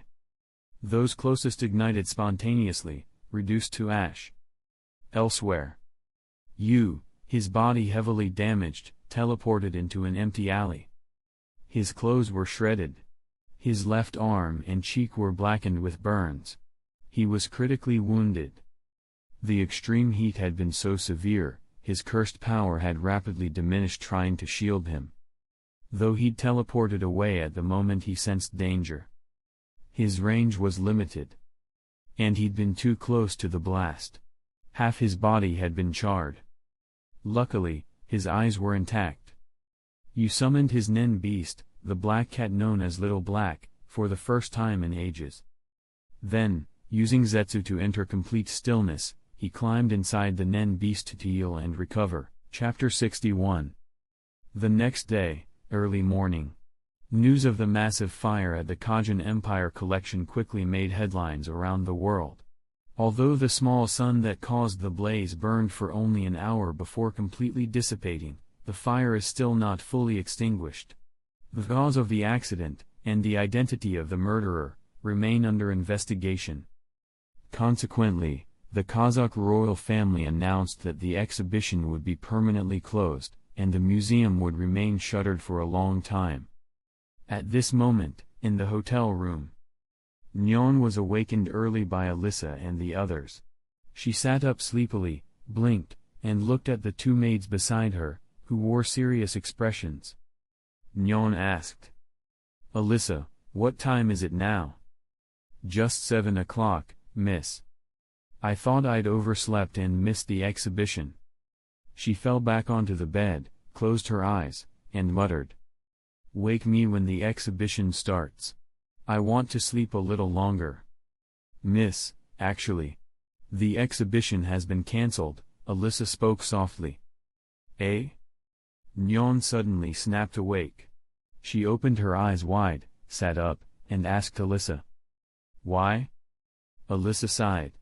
"Because there was a huge explosion on the second floor of the museum. According to news reports, many people died. The explosion happened just after the museum closed yesterday. Many of the exhibits were destroyed, too. You were exhausted from last night's trip and fell asleep as soon as you returned, so I didn't want to wake you." "So the mummies were burned too?" Nyon asked. "Probably." Nyon looked deeply disappointed and mumbled to herself, "If I'd known, I would have stayed longer yesterday." "Well, never mind. At least not today. I can ask Dad for other compensation."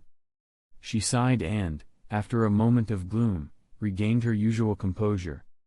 "Miss, there's one more thing," Alyssa continued. "Since the exhibition was cancelled, Mr. Waltz also asked when you'll return.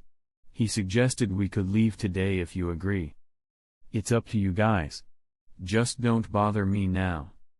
Nyon tried to lie down again, but her mind churned with thoughts about the explosion.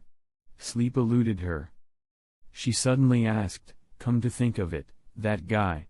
He should be okay, right?" The two maids exchanged uneasy glances, unsure how to answer. With the scene and the blaze so severe, it didn't seem anyone could have survived. Not only Waltz, but the rest of the Phantom Troupe felt the same. They believed the murderer who killed Kubi and the others must have died under Phaeton's scorching sun attack before its death. After all, backed by the post-death fuel of determination, Phaeton's Nen, both in heat and area, was much more intense than before. At this moment, even the powerful Uvogin was gravely burned, as were Finks and Franklin, previously mistranslated as Shaq. Now, although Fink's wounds had been sutured by Maki, the broken arm left at the scene had been consumed into black ash and could not be repaired. Combined with heavy blood lost during the escape, Finks felt extremely weak and knew he could no longer continue as a frontline fighter. Yet compared to that, Finks was most anguished by the deaths of Phaeton and Pagnota, and the confusion on their faces as they died. He was certain there was a traitor in their ranks. He believed absolutely in his comrade's judgment. Filled with rage, Finks strode to Hisoka in the corner, grabbed his clothes, and demanded sternly, "Was it you? The one who betrayed us?" "Why would you think that?" Hisoka replied with a calm smile. "Just because I'm new, you assume I leaked your intel?" "Who else could it be?" Finks snarled, unwilling to believe someone he trusted could betray them. Hisoka maintained his smile. "Look, before I joined the troupe, I'd never met any of you, not know your names, nor your abilities. If I'd turned traitor, where would I have obtained your information?" His words broke Fink's momentum. He froze, unable to continue. Then Shanark's words resonated. If it was him betraying the group, then Maki, the only one who'd known him previously, would also be suspect. And if not Maki, there might even be spies planted by Hisoka. The complexity dawned on Uvogin, and even he fell silent. After careful thought, Uvogin looked up at Krilo perched above and asked, "Captain, what do you think?" Krilo's expression darkened. He closed the book he'd been reading and spoke slowly to the group. "Kubi, Pagnota, and Phaeton were vital, key pillars of our troop. Without them, our mobility and operations suffer greatly. But remember, each of us here is only part of the troop. Even I, though I'm the leader, I'm simply a role, easily replaced. If you wish to be part of us, you must act as one, trust and support each other. Suspicion won't get us further. We'll deal with traitors later." Krilo looked at Finks. "Do you remember what the killer of Pagnota and Phaeton looked like?" "Of course," Finks growled. "I'll never forget." "That's good." Krilo let out a brief chuckle, but quickly resumed his composed demeanor. "No matter who the murderer is, dead or alive, with or without accomplices, we must make a statement. We will avenge our fallen." He stood and addressed the troop. "From now on, we investigate based on the identity of the killer. And eliminate everyone connected to them. We are Phantom Troop.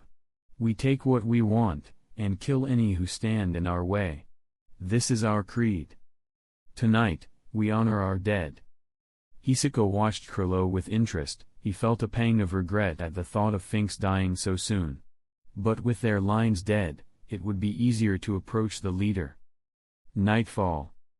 In a dimly lit room, Nyan sat alone, gently stroking a black cat she had found in the corridor. Before she knew it, she drifted to sleep at the table. Then, Yu, having rested in the dark inner expanse of the Nen beast, stirred. He sensed several familiar auras outside. His body's wounds had lessened, so he chose to exit the beast. Emerging, Yu saw Nyan sleeping peacefully on the table. He realized something. This self-aware black cat had slipped back into the hotel, sneaked into someone else's room, and fallen asleep in another's arms. Yet the more pressing issue was the intruders breaching the hotel. There are quite a few people, looks like more than one group, Yu thought. He examined his arm. Recovery was well underway, but not complete. Strangely, during the time his thoughts had dwelled within his beast, they'd become intertwined with cursed Nen energy, forming a black thought.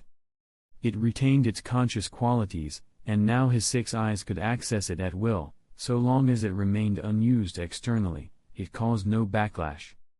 However, this black thought was only a fragment of his consciousness, for now. Chapter 62. Yu moved the black Nen freely, feeling it flow through his flesh and blood like a dark serpent coiled within his body. There was nothing outwardly abnormal. Rather than gaining a new power, it was more like Nen and cursed energy had interwoven into a singular force. This black Nen was the result of that fusion. This is the first time I've seen anything like this. Yu glanced at little black sleeping in Nyan's arms, deep in thought. He speculated the change might have been caused by the prolonged period of Zetsu, with Nen and cursed energy, already somewhat compatible, fusing after extended entanglement. Figuratively, it was like building a bridge between two containers, each holding a different liquid. The volume hadn't increased, but the contents had merged. This new fusion could now be wielded as Nen or spell energy to control cursed power. It didn't affect his usage, it just expanded it. More importantly, thanks to the 6 eyes' acute perception of cursed energy, you could now sense the integration process of Nen and cursed power directly. He had previously been clueless about the concept of the reversed curse technique, but now he was beginning to understand. The core of the reverse technique is the multiplication of cursed energy by itself, converting the negative energy born of negative emotions into positive energy, the exact opposite of its source. Reversed technique. Inspired, Yu raised his hand and pointed a finger out the window, eager to test the concept. He attempted to recreate a collision of cursed energy, modeled after Nen and spell fusion. A red flash appeared, then quickly vanished. Only during the initial impact of the cursed energy did a flicker of white light show. The process that followed broke down. Copying the behavior of Nen and curse energy directly wasn't quite right. At least the theory is sound. I just need more trials. Far from disappointed, Yu was thrilled. Now it was only a matter of time before he mastered the reversed cursed technique. Meanwhile, on the hotel's first floor, Finks and Uvogin walked into the lobby, terrifying guests with their ghastly burn injuries. Uvogin stormed up to the front desk and smashed the stone counter to pieces with a single punch, fissure splintering the floor beneath him. Finks stood aside, pulled a photograph from his pocket, and showed it to the trembling receptionist. "Take a good look. This person should be staying here, right?" The woman at the counter, shaking, glanced at the photo. It was a girl with light blue hair, no more than 13 or 14, with a pretty and innocent face. "Why yes. She's our guest. Tell us the room number. And don't get clever." Too terrified to resist, the receptionist quickly retrieved the room number and gave it to them. Finks and Uvogin relayed the information to their teammates and then took the elevator upstairs. Though a few guards attempted to intervene, even the injured Finks dispatched them effortlessly. Panic spread fast. Hotel guests were alerted via emergency notification that several dangerous individuals had broken in, and chaos ensued as people scrambled to escape. Sensing the malevolent auras targeting him, Yu immediately contacted Waltz and instructed him to evacuate Nyan and the others from the hotel using the airship docked at the airport. Though Waltz sounded like he wanted to say more during the call, he recognized the urgency and obeyed at once. Yu then recalled Little Black, preparing to leave. The enemy's target was him. By revealing himself, he could draw their attention and lead them away from civilians, allowing himself to fight freely. But as he moved, Nyan stirred, her fluffy pillow had vanished, and her head hit the table. "Seeing this," Yu said, "Waltz and the others will escort you home later. I've got personal matters to attend to. The commission ends here. And you don't have to pay the fee you promised." Nyan blinked groggily, then turned and looked at Yu standing beside her, face marked with light scars. Her gaze fixed on his pale blue eyes for a long moment before she regained her senses and suddenly stood up, shouting, You're not dead. Who told you I was dead?" "Alyssa and the others did." Understanding dawned on Yu. That explained the delay in Waltz's call. From his cautious tone, they had probably believed him to be a ghost. Now, realizing the man before her was alive, Nyan stared at the blackened marks on his face with a complicated expression. Yu added, "Just wait quietly in the room. Once it's calm outside, Waltz will come get you." "You're not coming with us?" she asked. "After I deal with my personal business, I have plenty of ways to leave. But that has nothing to do with you." And with that, Yu vanished. The dim room fell silent once more. Moments later, Finks and Uvogin exited the elevator and were immediately greeted by a stern-looking white-haired man standing in their path. "Hey! You came to see me, right?" Yu's tone was mocking. Finks and Uvogin recognized the white hair instantly. "It's you." Finks was furious, but more surprised than enraged. He couldn't fathom how Yu had survived Phaeton's devastating attack. Uvogin lunged forward with a punch, but it missed, slamming into the floor and shaking the entire level. Yu, having dodged, appeared directly in front of Finks, grabbed him by the throat, and said to Uvogin, Let's take this somewhere else. Then he vanished again, taking Finks with him. He deliberately released a large amount of Nen, ensuring other Phantom Troop members could easily track them. This move wasn't just to draw attention away from Nyan and allow her safe escape. It was also meant to bring the fight to a more isolated location, where he could act without restraint. Just as you predicted, Uvogin followed closely, and more figures began to converge from the shadows. Chapter 63 Moonlight spilled into the room, casting an eerie silence. Nyan sat at the desk with a gloomy expression. The tip of her pen rested on paper, but aside from her name and date of birth, she couldn't write a single word. After her mother died in an accident, she gained the ability to tell fortunes. She became a fortune teller, and as her fame grew, she helped her father realize his ambitions. Everything had gone smoothly, almost too smoothly. However, Nyan discovered something peculiar. When divining for others, as long as she knew the subject's name and birth date, her body would enter an unconscious state. Her hand would automatically write out the fortune, and the accuracy was nearly perfect. But she couldn't divine her own future or the futures of people close to her. Nyan once believed that perhaps this limitation stemmed from a subconscious belief that she needed to remain emotionally detached to maintain accuracy. So, this divine-seeming ability came with serious limitations. While she pondered this, Nyan was unaware that a white-haired boy, about 8 or 9 years old, had appeared silently behind her. In that instant of vulnerability, she was knocked unconscious by a swift strike, and collapsed at the desk. Killua confirmed his strike had landed, then turned back and addressed the shadow behind him. "That's it, big brother." From the shadows emerged Illumi, who gave a satisfied nod. "Your killing intent control is good," Illumi praised. "But you should have been more decisive. Your force was too soft." "She looked so fragile," Killua explained. "If I used too much force and accidentally killed her, wouldn't our pay get cut in half?" "True enough," Illumi replied. The two said no more. Quiet as ghosts, they departed the scene with their target, not even alerting the two maids standing outside the room. It was as though nothing had happened. Moments later, sensing the chaos had faded, Waltz and the others followed Yu's instructions and headed to Nyan's floor. The massive crater in the floor drew immediate attention. Waltz could barely imagine the kind of monstrous enemies who had invaded the hotel. But it appeared they'd already left. Boom. Boom. Waltz knocked on Nyan's hotel room while calling his men, including Kurapika and others, to prepare a vehicle. As the most experienced bodyguard in the Light Nostrate family, he was well versed in handling emergencies. But no one answered the door for a long time. Eventually, Alyssa and the two maids appeared. Nyan was not among them. "Why are only you three here?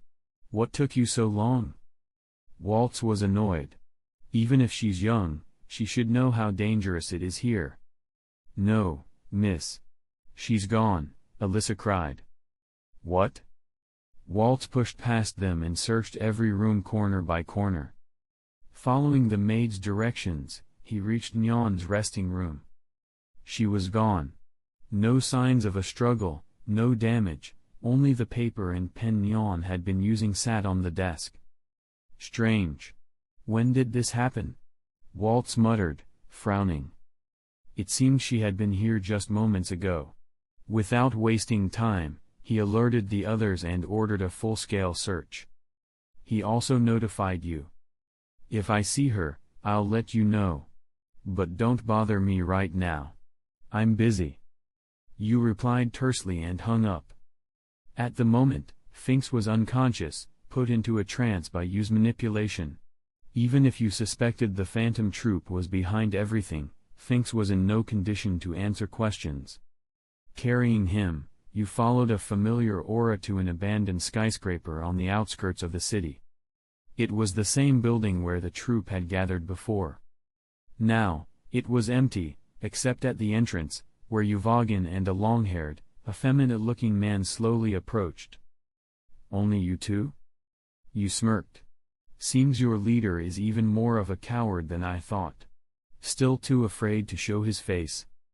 Shut up, Yuvagin snapped, cracking his knuckles. The boss doesn't need to deal with trash like you. The other man remained silent. He had long, floor-length hair, and a spider tattoo with the number 8 on his neck. You recalled this was the original number 8, the one assassinated by Silva Zoldyck before Shizuku joined the troop. He didn't know the man's ability, but anyone who made Silva struggle was bound to be formidable. As for Yuvagin, you didn't take him seriously. Sure, his strength rivaled missiles. But that only mattered if the punch landed. Now with Finks in hand, if he could capture Yuvagin and number 8, he could use them as bait to draw out Kurlo. With that thought, you teleported toward number 8, aiming for his throat. But they were prepared. The long-haired man backed away instantly, his hair coiling around his neck defensively. At the same time, Yuvagin launched forward, channeling a massive amount of nen into his fist and hammering a stone pillar. Giant chunks of rubble shot toward you like missiles. Swoosh. But the rock slammed into an invisible force field. No sound. No impact. No threat. You grabbed number 8 by the throat and slammed him into the ground, attempting to incapacitate him. Bang. The impact was cushioned, his opponent had used his hair as a buffer. Likely a manipulation or enhancement type ability. Then you noticed the man cocooning himself in hair, like a pupa. He hadn't figured out what the move was for yet. When suddenly, Yuvagin appeared behind him, channeling red-hot nen into his fist and slamming it into the ground. Boom. It was as if a missile had struck. The explosion carved a massive crater in the floor beneath you. Boom. The impact surged upward, but was deflected by an unseen barrier around you. Yuvagin grinned, certain his attack had landed. But when the smoke cleared, 2 deep grooves had formed on either side of you, yet he stood unharmed. What the hell? My turn. You, still holding number 8, teleported behind Yuvagin, pointed a finger at him like a gun, and activated his reversed curse technique. A red glow gathered at his fingertip. Yuvagin felt the threat immediately, an ominous, explosive pressure. The cursed energy was fusing smoothly. The technique was stabilizing. A smile crept across Yu's face. Reverse technique, ha. Yuvagin couldn't comprehend the words. The next moment, red light erupted. A massive repulsive force slammed into Yuvagin's back, blasting him away and shaking the building's structure. A shockwave thundered through the area. Meanwhile, as Killua waited for a helicopter with the unconscious Nyan in tow, Illumi beside him, he noticed the explosion in the distance. What was that? As an assassin, Illumi said coldly, focus on your target. Don't worry about distractions. But even Illumi felt an aura he found deeply unpleasant. Chapter 64 - Above the high-rise buildings. The Zoldyck family's housekeeper, Amane, piloted a helicopter toward the city. From a distance, she spotted Killua waving and descended toward the landing site, where Killua and Illumi were waiting. Accompanying her was her grandmother, Subone. Both were direct attendants of Zeno Zoldyck, and they had been assigned to escort the young masters on this extended mission. Upon landing, Subone disembarked, smiled at Killua, who was carrying a small, blue-haired girl, and said, "It seems the mission went smoother than expected, Master Killua." "Yeah," Killua replied with a grin. "We didn't run into any enemies along the way. Way easier than I thought. I'm relieved you weren't injured." Killua carried Nyan aboard the helicopter. After securing her in a seat, Illumi calmly took a seat next to them. "Brother, what were you looking at just now?" Killua asked curiously. "Nothing," Illumi replied, lost in thought. Though it had only lasted a moment, the earlier shockwave had triggered a dull pain in his old chest wound. A year had passed since the injury, and it had long since healed, but the memory of that punch's impact lingered. Even now, he couldn't forget the flash of pale blue light he'd seen in that final moment. Now, smoke and dust clouded the area around the abandoned building. Uvogin had been blasted through the structure by an overwhelming force, launched skyward, and crashed violently into a distant city street. He hit the pavement like a meteor, then skidded down the road, carving a long trench in the asphalt before slamming into a heap of rubble. Ugh. That hurt. Uvogin groaned, casually shoving debris off his body. Bloody and battered, he rose from the wreckage. Sensing the danger earlier, he had focused all his nen on his back to defend against the impact, but the pain was still unbearable. What a monster! No wonder Kubi and the others were killed by him. As a reinforcement-type user, Uvogin was used to brushing off bullets and rocket blasts with his nen. But that last hit? He wasn't confident he could survive another at close range. And yet, even as he acknowledged the danger, Uvogin grinned. Something wild flickered in his eyes. After laughing loudly for a moment, he threw back his head and roared. Come on. Let's go all out. Uvogin looked utterly exhilarated. Then, a faint echo answered his roar. You appeared several meters in front of him, palm extended calmly. I'll oblige you. Red light began forming in Yu's hand, condensing into a glowing orb of tremendous power. As he chanted silently, the orb absorbed more surrounding light, growing blindingly bright. It illuminated the street like a second sun. This was a more terrifying red, than before. The beam surged forward like a tidal wave, tearing through the road, followed by a thunderous explosion. The light eventually faded. When the smoke cleared, the battlefield bore a massive scar. Uvogin, though quick to defend with nen, now lay in a crater, body drenched in blood. So strong. He coughed blood. His organs felt like they'd been shredded. Though he couldn't sense his allies nearby, he was sure someone was watching. Maybe Nobunaga, or maybe Shanark, Franklin, or Maki. Any of them could have been following the battle's aftermath. But in his gut, Uvogin knew, he couldn't win. That guy was just too strong.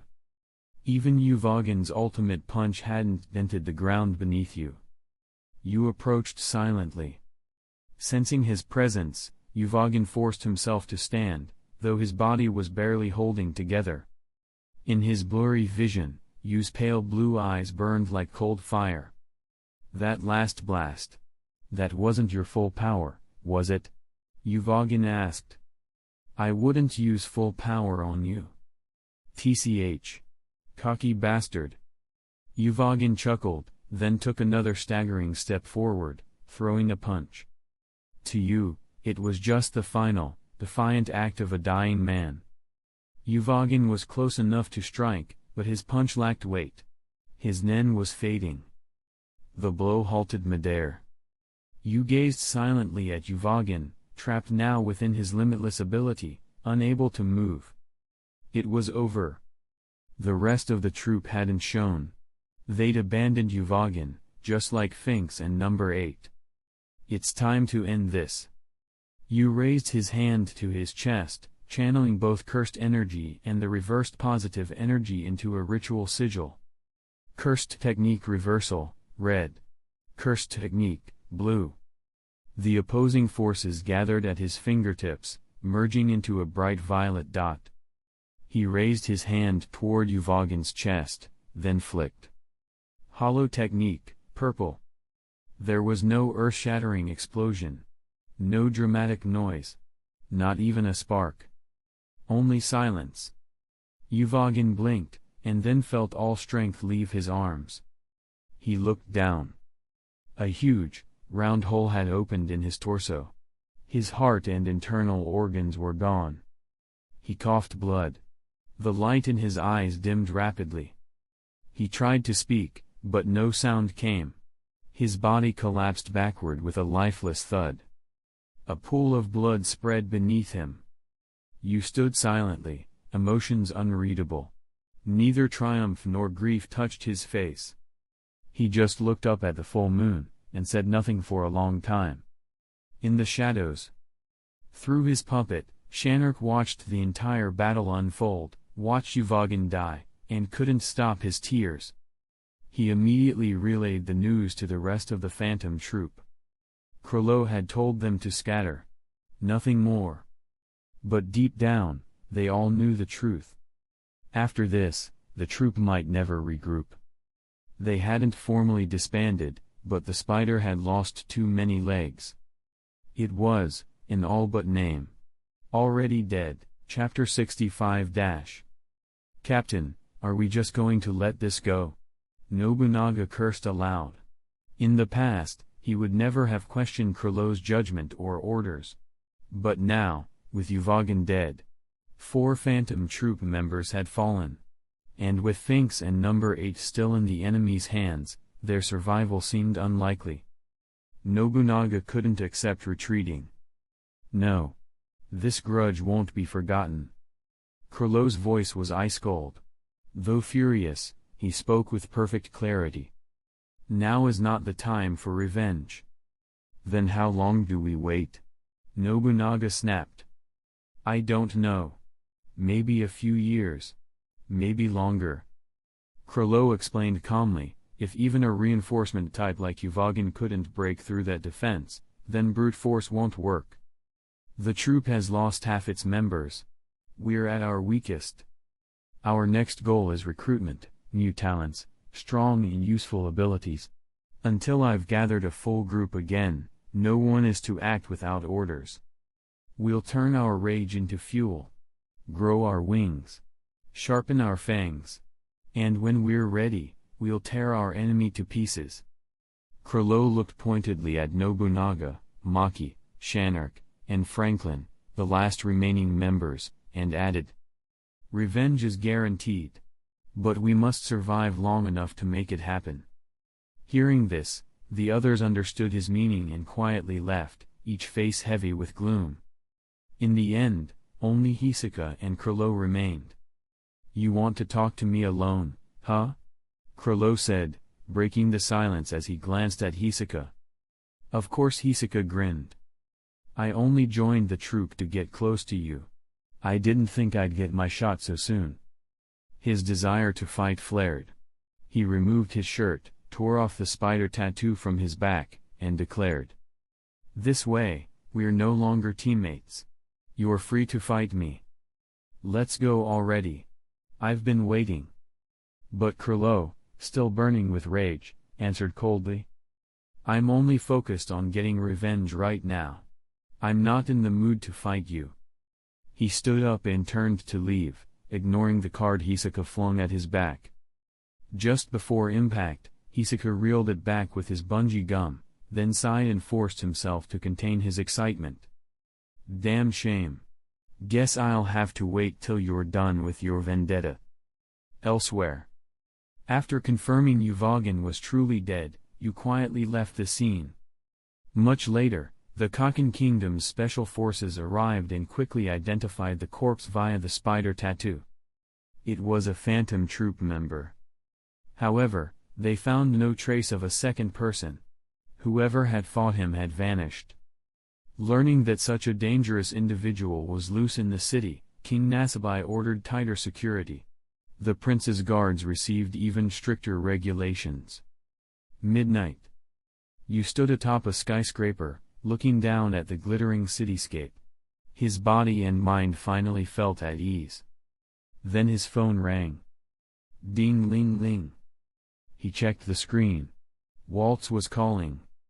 Mr. Yu, our boss just got a call from a rival gang. They've taken Miss Nyan and are demanding a huge ransom. Waltz explained quickly, worry in his voice. Honestly, the ransom isn't the issue. Our boss is afraid that even if we pay, they won't let her go. Sounds about right, you said flatly, checking the time. Still, they're far from Yorknu. They must still be en route. But we don't know where they're headed, or what route they're taking. We've wasted time. They'll get there before us, Walt said grimly. Leave it to me. You hung up. So many things to handle. The rest of the troop had likely left the city. Once this was over, he needed a proper break. And as for Nyan, he silently hoped the assassins hadn't killed her yet. Because if they had, even he couldn't save her. With that thought, you soared into the sky, then turned toward York New City. Now, inside the helicopter, stuffed inside a crate, Nyan slowly woke up. Everything was pitch black. Though she could breathe, her arms and legs were bound. She began to panic and thrash. The sudden noise startled Illumi and Killua. See? I told you we were too gentle. She's awake, Illumi said flatly. I'll be more careful next time, Killua admitted. He walked over to check the box. He opened it. Light flooded in. Nyan squinted, unable to see for a moment. Eventually, her vision adjusted, and she saw a white-haired figure standing above her. White hair. But he looked young. Too young. His face was soft, immature. His eyes weren't nearly as sharp. She was confused. Still, his resemblance to someone lingered in her mind. She asked suddenly, uncertain. You? What? Killua froze, frowning. What did you just call me? Though her voice was hazy, he thought he recognized the name. Nyan groaned, holding the back of her head. Sorry. My mistake. You just reminded me of someone. You. He was hired as my bodyguard. But he left early. Killua's eyes narrowed. So she had met you. Now things were complicated. Illumi stepped closer. Killua, that name. Do you know him? Killua, startled, hadn't noticed his brother approach. His thoughts scattered. He turned to Illumi and shook his head. No. I don't know him. He couldn't tell Illumi about what happened at Heaven's Arena. Or the one who'd knocked him out. Not yet. Chapter 66 Actually, I am a little disappointed. However, he was also sure that the brigade would not take any action for at least a considerable period of time. After all, after this incident, the spider suffered a heavy loss. At the same time, he was also very sure that the brigade would not give up, and sooner or later Krilo would come to him on his own initiative. What he had to do was to keep a calm mind and move forward steadily. Compared to all this, it's more important to hurry on. Yu muttered to himself inwardly. The capital of the Kajun Empire and Ukexan City are located in the upper right and lower left corners of the map, respectively, far apart. If it were before, for a distance as long as that, you would definitely choose to take an airship. After all, relying on short-distance teleportation too often could overload the brain and his 6 eyes, possibly causing sudden death. But now, after understanding the principle of the reversal technique, you can use the positive energy gained from reversing his curse to process mana with his brain intensively, and continuously generate positive energy to repair his damaged mind. Plus, with the characteristics of his 6 eyes, his rate of mana consumption is much lower than the recovery rate, so there's basically no risk of running out. Now, he can finally rely on teleportation to travel without worries, without fearing exhaustion across the ocean. The only drawback is that it's a bit slow. However, you also discovered that since mastering the reversal technique, he has a more profound understanding of the essence of cursed power and has drawn a bit closer to its core. As a result, his teleportation distance has increased significantly. Although he can currently jump a maximum of 100 meters at a time, hardly long-distance teleportation, by performing it continuously and managing pacing, he's able to keep up with a slow airship. Plus, the time gap wasn't large, and you guessed the others hadn't escaped far, so as long as he chose the right direction, he should catch up soon. At the same time, Illumi looked at Killua's nervous expression and realized he was hiding something. He said, "It's not nice to lie. Especially to your brother." Illumi approached Killua step by step and stopped less than half a meter away. The malice in his mind spread toward Killua with every thought. Then he raised his hand in front of Killua and said gloomily, "Tell me, Killua, who is this Yushi just mentioned?" Feeling the terrifying aura from his eldest brother, Killua's heart froze as if he fell into an ice cellar. His hands and feet felt numb, he dared not move. He wanted to retreat, to escape, but there was no way out behind him. Nyan was also affected by this aura. She sensed the murderous intent coming from the black-haired man. Only then did she realize she had been kidnapped by an assassin. She forced herself to remain calm. Then, Nyan quietly closed the lid and hid inside her box, trying not to draw attention with blank eyes. Although this was her first time being kidnapped, Nyan had learned in advance how to avoid being killed in such situations. For example, avoid eye contact, and don't provoke the kidnapper. Hidden in darkness, Nyan knew her father and the guards, like wolves, must be searching hard. But she still couldn't stop trembling. "Help!" Nyan suppressed the plea in her heart, and the vision of the white-haired boy she'd seen in the box appeared again in her mind. She wondered if he had any connection to you.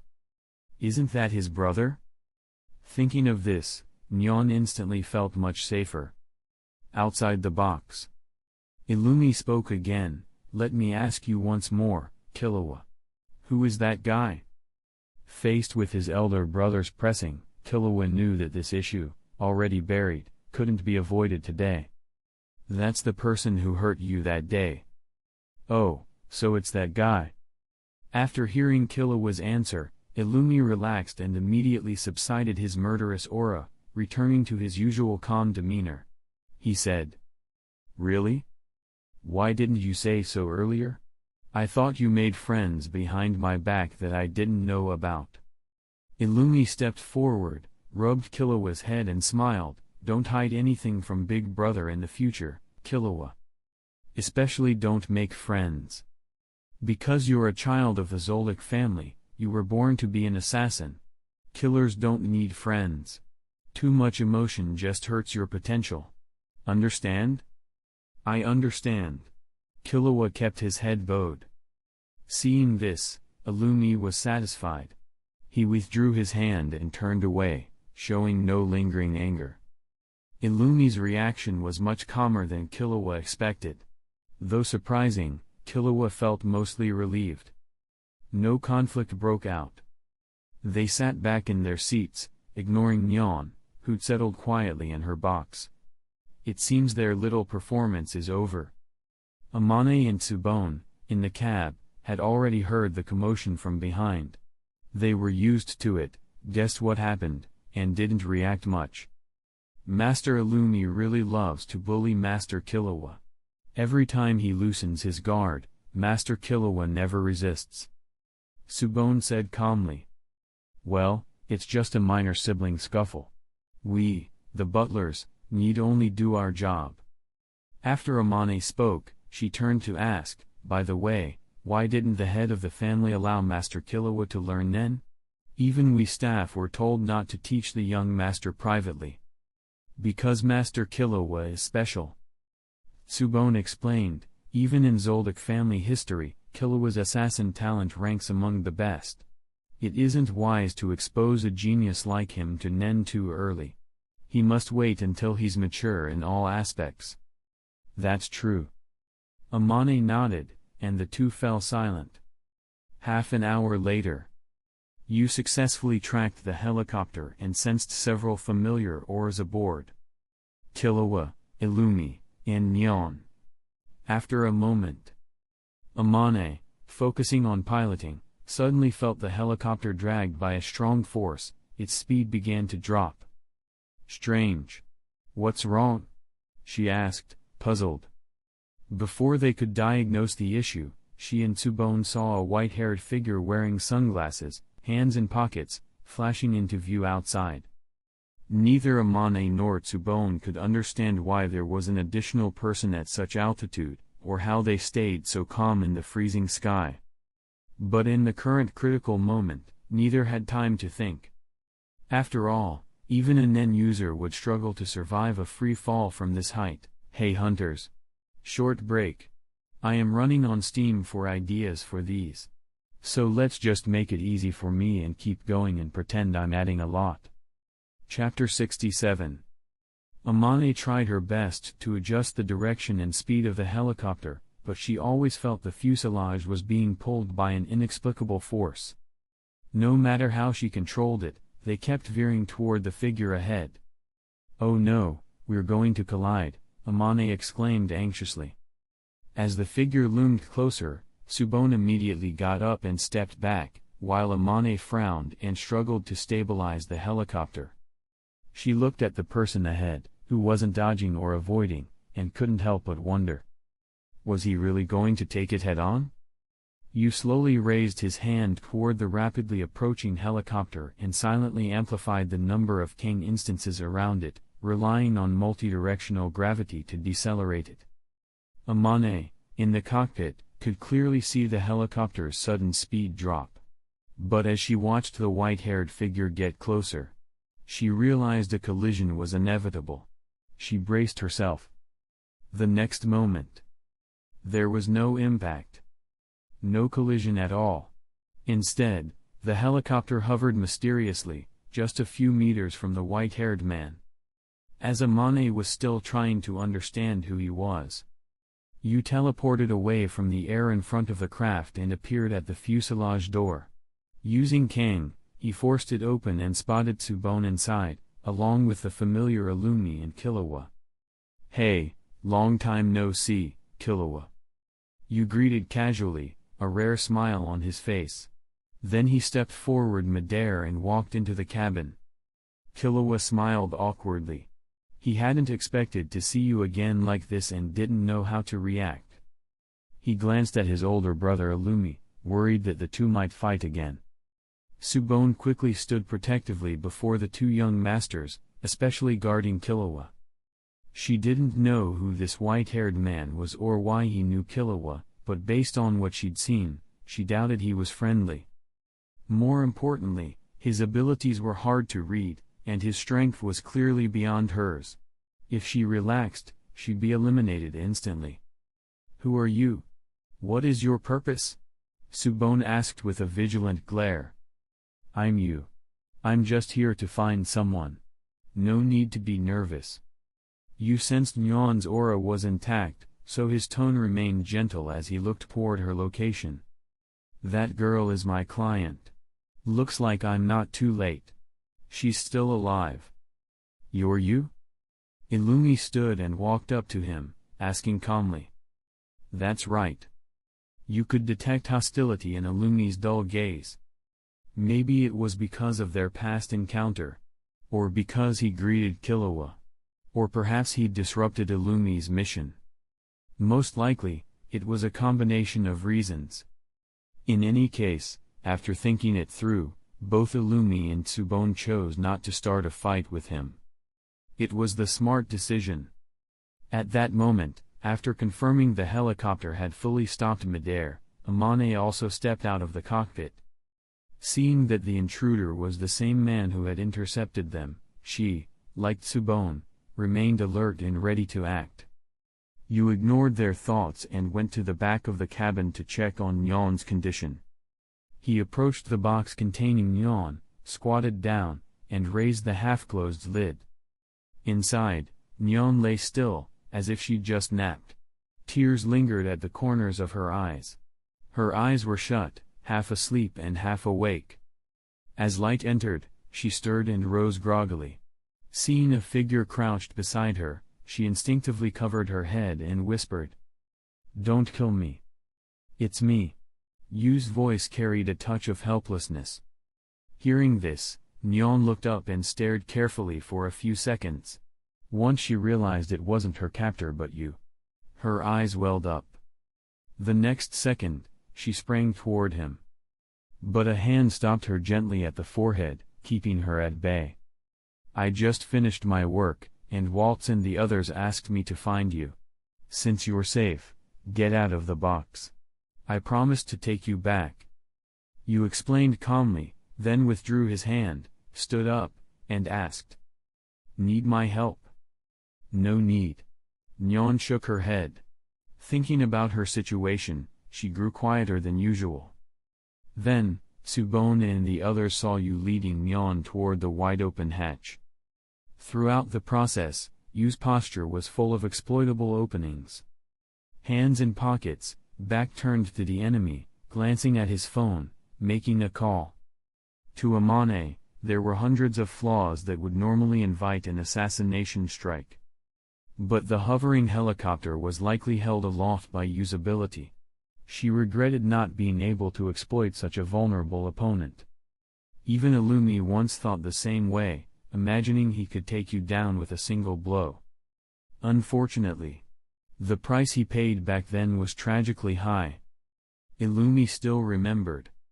As Killua's mentor, Illumi would never attack an uncertain enemy. So even if this mission failed, he allowed you to take Nyan. Before leaving, you kindly landed the helicopter smoothly on a nearby plane.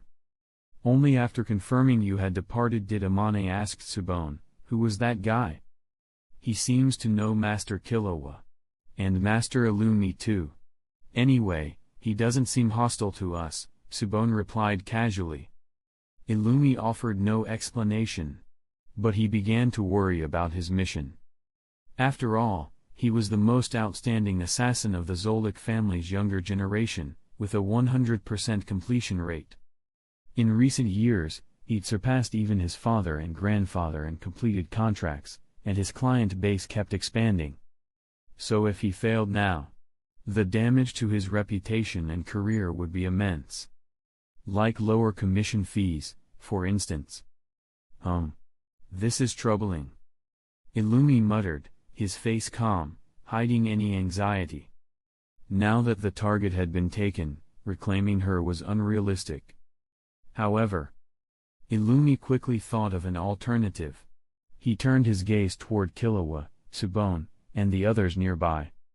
By Zoldyck family rules, if the client dies during a mission, the job is terminated and no payment is required. This contract had been assigned to Illumi alone. Killua had only tagged along to gain field experience. Technically, he wasn't part of the mission. With that in mind, Illumi suddenly said, "Killua, do me a favor." "Eh? What kind of favor?" Killua asked, puzzled. "Help me kill someone." There was no chapter 68 or 69. So, chapter 70, you found her? That's great. Light Nostrade received a call from Waltz and learned that Nyan was safe. He even heard his daughter's voice on the line, and his heart finally settled. He had made up his mind, from now on, no matter what Nyan asked for, he would never allow her to travel far again.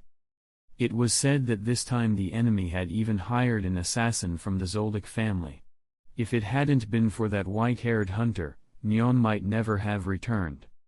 Whether to express gratitude or to build rapport, Light Nostrade instructed his secretary to transfer double the previously agreed payment to the account you had left. He also wanted to take the opportunity to invite you for another meeting, but unfortunately, according to Waltz and the others, you had departed alone after returning Miss Nyan. On the other side, after saying goodbye to Nyan, Waltz, and the rest of the group, you received a payment notification on his phone. 2 billion Jenny. It was by no means a small amount. Including his prior savings, he now had more than 6 billion, more than enough for financial freedom. But as for what to do with it, he had no idea. Buying a house? A luxury car? Starting a business? You thought about it, none of it fit him. He still wanted to travel. And with a hunter license, a few $100 million would easily cover that. As expected. I'd better donate it. As for where? He ultimately chose Meteor City, the most chaotic place in the world. Though the people there didn't use currency, it could still buy food or build infrastructure. Of course, you wouldn't do all that himself. He contacted several relatively trustworthy institutions and transferred the money through them. Whether those organizations would truly fulfill their promises remained to be seen. On the day of departure, Yu sat lazily in the airport's waiting lounge, browsing the news on his phone. He noticed that reports about the death of Yuvagin, a member of the Phantom Troupe, had only just surfaced. Perhaps the investigators had delayed the official announcement. Either way, it didn't matter much. Not long after, you received a call from Biscuit Kruger. She was clearly calling because of the news, so you answered without thinking much. "You saw the news?" asked Biscuit Kruger. "If you mean the troupe." "Yeah, I saw it." Yu's tone was flat, even indifferent. Biscuit Kruger couldn't help but be puzzled. "Aren't you surprised?" "What's there to be surprised about? I was the one who killed him, and it's been days since." Biscuit Kruger fell silent for a moment. Then she asked, "Are you hurt?" "No. It was easier than I expected. After this, the troupe probably won't show themselves for a while." "Why not report this to the association?" "For taking out a member of an A-rank criminal group like the troupe, you could easily get promoted to a one-star hunter." "No need. It'd just bring more attention. I'd end up shackled."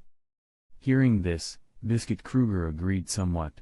Although becoming a star hunter usually just meant more titles, it also meant being contacted about tricky jobs ordinary hunters couldn't handle. Unless you were someone like Jing, powerful and shameless, it was hard for star hunters to ignore those requests. Even Biscuit Kruger occasionally had her time tied up by association tasks. Let alone someone like Chairman Netero. Once your strength and reputation hit that level, the so-called responsibilities and restrictions were almost impossible to shake off. "If that's all, I'll leave it here. My flight's almost boarding." You spoke bluntly, about to hang up. "If you hear anything about the troupe showing up again, let me know. I'm officially their enemy now. Even if I don't look for them, they'll come for me eventually. I'll keep an eye out. But I called mainly to warn you. There's a bounty on you now. A huge one. You need to stay alert. There'll be a lot of people trying to assassinate you for that money. Then they'd better ask themselves if they're qualified. Just be careful. MHM." After ending the call, you immediately understood, those who placed the bounty were likely the Phantom Troupe. Soon after, he received a message from Biscuit Kruger. A glance at the link showed that every part of his body had been assigned a price. The bounty site listed mostly black market organ trades. The most eye-catching item? Of course, it was the Crimson Eyes, known as one of the 7 beauties. Meanwhile, in a remote town, a blond boy, around 14 or 15, slim and dressed in traditional blue, clutched a newspaper as he walked with his head low through a dense crowd. Kurapika broke from the crowd, turned into a quiet alley, and finally slumped to the ground against a wall. He kept his head down to hide his involuntarily reddened eyes. As the last survivor of the Korta clan, once Kurapika confirmed the culprits were the Phantom Troupe from Meteor City, he never stopped hunting them, and quietly grew stronger. Newspapers were one of his most basic intel-gathering tools. Now, reading about the death of one of the troupe members, Kurapika's emotions were the most complicated they had ever been. His frozen heart stirred. Tears welled in his eyes. But Kurapika knew, it was only one member. A small step. His true goal was the eradication of the entire troupe. To lead that charge, he had to train harder, and earn a hunter license. Only as a hunter could he access deeper intel on the troupe. Just reading newspapers or searching online wouldn't get him far. And there was another reason. Only as a hunter could he earn enough to buy back the eyes of his fellow clansmen, now circulating on the auction black market. Chapter 71. Hey, quick note, hunters. I just realized the one I've been calling Shanark the past few chapters is not Shanark, and I've been translating it wrong. I'm sorry, translation mistakes happen lol. I'm trying my best. It's supposed to be Sharnlak, who's a mercenary type hunting Kurapika for his eyes. I'll translate it to him from now on. You can see why I got confused, they are so similar. Don't have time to go back and redo/fix it now. Sorry for the confusion. People who tried to assassinate him also came one after another, like mosquitoes that were in the way. Not only gangsters, but also some unknown assassins and hunters.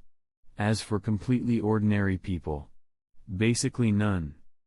Because the website for registering bounty information is not public but hidden deep in the internet, except for specialized personnel involved in assassination work, there is basically no way to find relevant information.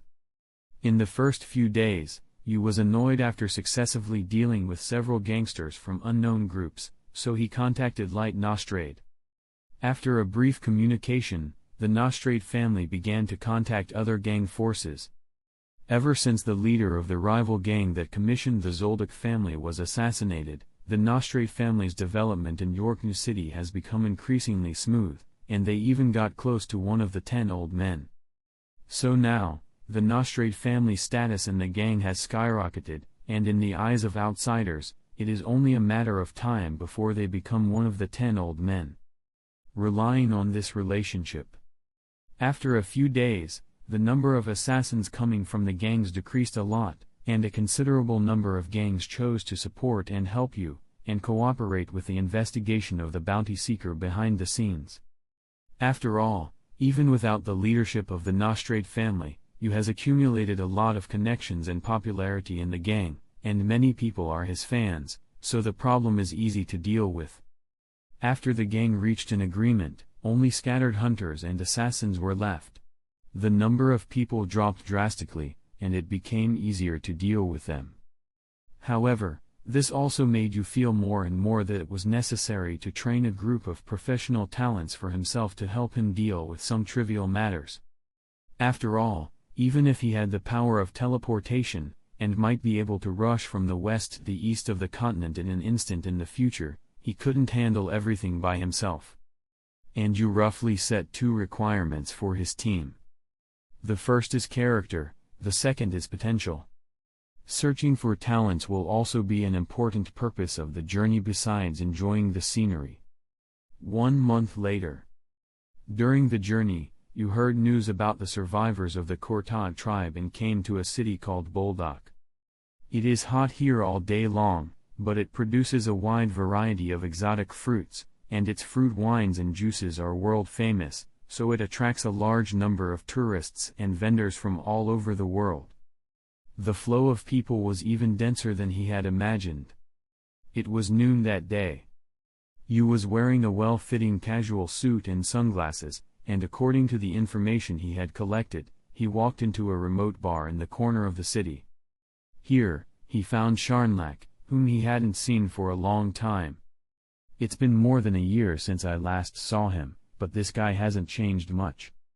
At the moment, the other party was drinking fruit wine and watching the football game broadcast on TV in the bar with great interest. Whenever he saw the players in white jerseys scoring a goal on the screen, he would grin unconsciously, and from time to time he would cheer in a way that others could not understand. But when the team lost points, they smacked their lips in disappointment. TSK, that sucks.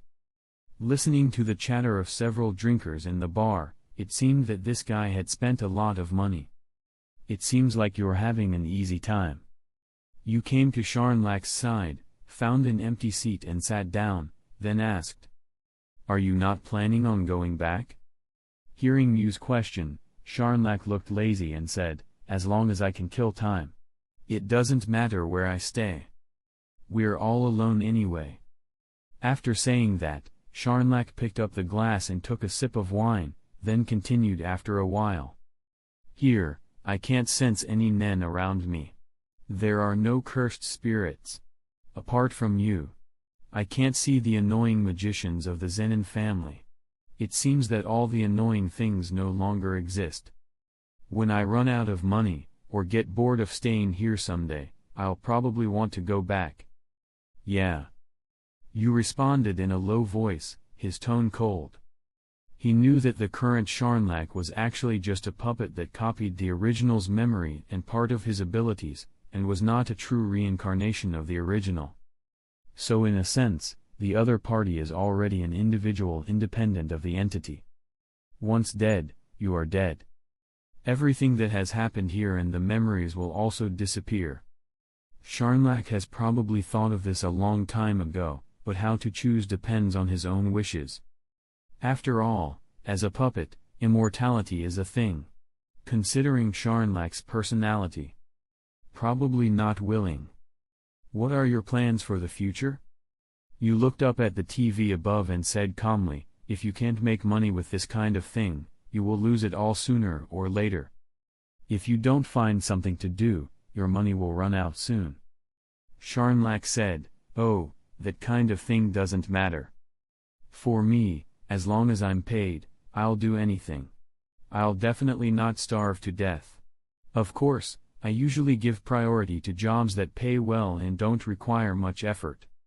You said casually, for example. Assassination? Humph, almost. Sharnlak responded with a smile, then turned his head to look at you beside him and asked. You came to me on your own initiative, so you probably didn't come here to chat with me. If you want to assassinate me, just give me money and the target's information. I just heard that there's an assassin with no aura but good strength here recently, so I came here to try my luck. I didn't expect it to be you. You recalled that the purpose of this trip was not very important, but to hear the news that the survivors of the Korta tribe had appeared. He immediately stood up, waved his hand and prepared to leave.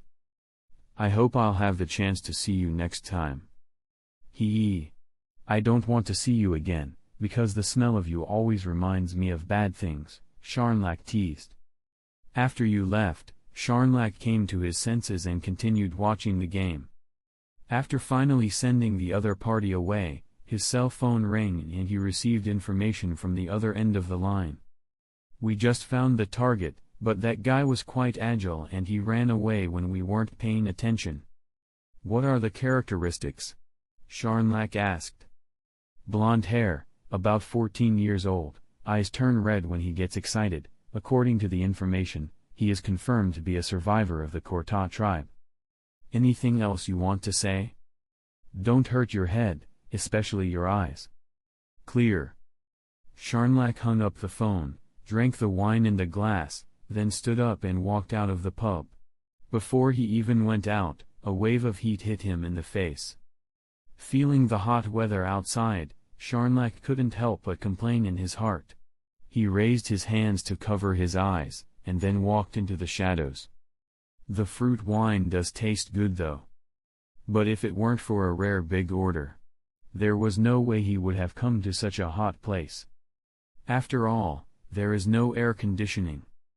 However, when he thought that after finishing this business, he would be able to relax for a few months, he couldn't help but feel motivated. Thinking back to the previous encounter with you, Sharnlak could clearly feel the improvement in the other party's strength. Although he was not sure at what stage, he also knew that without the blessing of special Nen tools, it was impossible for him to threaten the other party. I hope that guy won't come and mess things up. As he spoke, he looked quite relaxed. Chapter 72. In the past years of escape, Kurapika has always been very cautious. He never stays in one place for too long, nor does he communicate much with strangers. He has never exposed his eyes to the outside world. After all, from the day he learned that his people had been massacred, he knew he bore the burden of avenging them. So no matter what, Kurapika would not allow himself to die early. Until recently, when he accidentally learned about the Phantom Troop. He rarely failed to control his emotions and accidentally revealed his scarlet eyes in front of outsiders. If not, he wouldn't be targeted now. At this moment, Kurapika was running wildly in a coarse cloak, trying to shake off several armed thugs following him. His footsteps were dense and rapid. Tap tap tap. For a moment, pedestrians on the street scattered in avoidance. Seeing enemies rushing toward him from both sides, Kurapika climbed onto the roof by stepping on the nearby stalls, his movements natural and agile. Hurry up and chase him. Don't let him get away. Although the thugs who came to chase him had undergone special training, fortunately Kurapika was also experienced and easily shook off the enemy. It was a long chase. Finally, Kurapika hid in a dark alley, panting, behind a pile of debris, silently observing every movement on the street. Several thugs in black suits ran wildly down the street with weapons in their hands. Fortunately, they did not notice his whereabouts and rushed straight past. Seeing this, Kurapika breathed a sigh of relief. Finally got rid of them. Kurapika was thankful that the other group of people were basically idiots, so it was easy to deal with them in actual combat. But Kurapika also understood. Now that his identity had been exposed, people who wanted to take his eyes were coming one after another. He could not stay here long and had to find an opportunity to leave the city quickly. But the previous chase had consumed too much of his energy. After making sure that the noise around him had faded, Kurapika sat on the ground and rested for a long time before slowly standing up, tightening his cloak, and walking toward a quieter area. Along the way, Kurapika didn't encounter many enemies, but he did not let his guard down. Although he was extremely cautious, he never noticed a sturdy black-haired man staring at him from the shadows. Wow! Found him! Sharnlak spotted Kurapika's figure. He silently observed from a high place. After watching for a long time, he shook his head and muttered to himself. That brat's eyes don't look like anything special. I didn't expect them to be worth so much. Although from the intel he had, he knew that the eyes of the Korta only turned scarlet when emotionally excited or dead. Still, in terms of collection value alone, they shouldn't match the 6 eyes. After all, it's said there are over 120 pairs of scarlet eyes in existence, but only one person possesses the 6 eyes. And as for ornamental value, the 6 eyes seem stronger.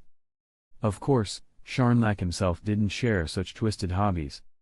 He even found it hard to understand those clients who offered bizarre bounties.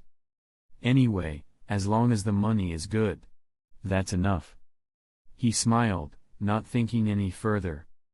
Then, he swiftly moved toward his target, his body agile, like a black shadow darting between rooms. Though moving purely with physical strength and explosive power, he made no sound at all. Even a sharp-eared stray cat only sensed a breeze passing. Kurapika didn't sense anything abnormal, but he couldn't shake the feeling that a wild beast was stalking him. Is this an illusion? Kurapika turned alertly to check behind him but, after looking carefully, found nothing unusual. After confirming nothing was there, he exhaled in relief and turned to leave. But as he pivoted, a tall, black-haired man appeared just meters ahead, watching him with a lazy smile. Although the man's identity was unconfirmed, Kurapika instantly knew this person was dangerous, an enemy. Exclamation mark. Kurapika instinctively stepped back, drawing the 2 short swords at his waist. His body tensed as his eyes blazed scarlet. Not bad. Sharnlak joked, then, after witnessing the transformation of the scarlet eyes firsthand, said no more. He pressed his body forward, legs tensing. Even with scarlet eyes, Kurapika couldn't fully follow his movement. Swoosh. The next moment, Sharnlak, who had disappeared, reappeared behind Kurapika in a blink. With one hand, he snatched the short swords from Kurapika's hands. Then broke them and tossed the pieces aside. Seeing the blades vanish, Kurapika had no time to process it. The moment he sensed his opponent behind him, he twisted around, arms crossing over his head. The next moment, Kurapika took a brutal punch from Sharnlak. Crack! The sound of breaking bones echoed as Kurapika's body flew several meters, crashing heavily to the ground. When he came to, he saw his arm was visibly dented, the bones clearly broken. Groaning, Kurapika stood up, understanding now. This black-haired man was the strongest enemy he had ever faced. Clinging to a sliver of hope, Kurapika ran out of the alley, aiming for a crowded area. But before he could take 2 steps, the man moved like a shadow again, and reappeared in front of him. Then reached out to grab him. Though Kurapika instinctively tried to dodge, the opponent was simply faster. Time seemed to slow. Kurapika suddenly felt his body pulled by some unseen force. When he realized what was happening, he was in the arms of a tall, white-haired man. You stood behind Kurapika and said calmly to Sharnlak, "I didn't expect to see you again so soon, Sharnlak." "Ha ha. As expected, nothing good ever happens when I run into you." Sharnlak sneered, then casually ripped off chunks of a nearby wall with his bare hand and hurled them at you. The stone chunks came fast. But in the blink of an eye, they halted midair, hovering mere inches from his body. Like a protective barrier of stone, they shielded you and Kurapika. It had to be said, Sharnlak's physical abilities and resilience had been significantly enhanced by the blessing of post-mortem Nen. Combined with his heaven and curse binding, his speed and strength rivaled even Hisoka-level Nen users. Unfortunately, he lacked a good weapon. The next moment, Sharnlak drew a long blade from somewhere, vanished, then reappeared behind you, swinging the sword fiercely. But the target wasn't you. He was aiming for Kurapika beside him. Unfortunately for him, the blade was blocked with ease by Yu's no bottom line. He can't die yet. Chapter 73. Regarding the unlimited technique, who knows it best among those present, or even in the whole world? Besides Yu himself, the next most knowledgeable person to arrive was naturally Fushiguro Toji, who came with his memories. His real name is Zenin Jinji, and he was born into the Zenin family, one of the 3 major clans in the world of sorcery. Although Jinji left the Zenin family early on, chose to marry into another family, and changed his surname to Fushiguro, due to the long-standing conflict between his family and the Gojo clan, he had a strong understanding of the unlimited technique. But precisely because he understood it so well, he knew how difficult it was to break through such a limitless defense, especially in this world devoid of sorcery and cursed tools. Moreover, he happened to be one of the rare individuals with no Nen at all. Even though he had the knowledge, he couldn't execute it. All known methods to break through no bottom line were deeply tied to Nen. Feeling the long sword in his hand blocked by Yu, Sharnlak let go without hesitation and retreated several meters, face full of frustration. Tch. As soon as Sharnlak pulled back, Yu released the rubble and sword still suspended midair. The debris crashed to the ground, and the sword, crushed in midair by Yu, shattered apart. Aside from fine craftsmanship, it had no special properties. "Looks like this job won't be easy today." Sharnlak grinned. "But that's just perfect. I get to see how much stronger you've gotten. Gives me a feel for your current strength." "I hope you can give me a surprise, too," Yu replied with a playful smirk. "Ha! You're really full of yourself, brat from the Gojo clan." As Sharnlak spoke, Yu noticed a middle-aged man with a stern expression standing atop a nearby building. He had short black hair, rugged features, and a knife scar by the corner of his eye. In his hand, he held a samurai sword wrapped in bandages, etched with intricate Nen script. "You're late, Doron." The man called Doron by Sharnlak puffed on a cigarette and looked down at the scene below. "If you're still alive, then I'm not too late." After glancing at Yu and Kurapika, Doron tossed the sword to Sharnlak. "Want my help?" "No need, I can handle this guy. You just get in the way." Sharnlak caught the sword and slowly unwrapped the bandages, coiling them around his own palm.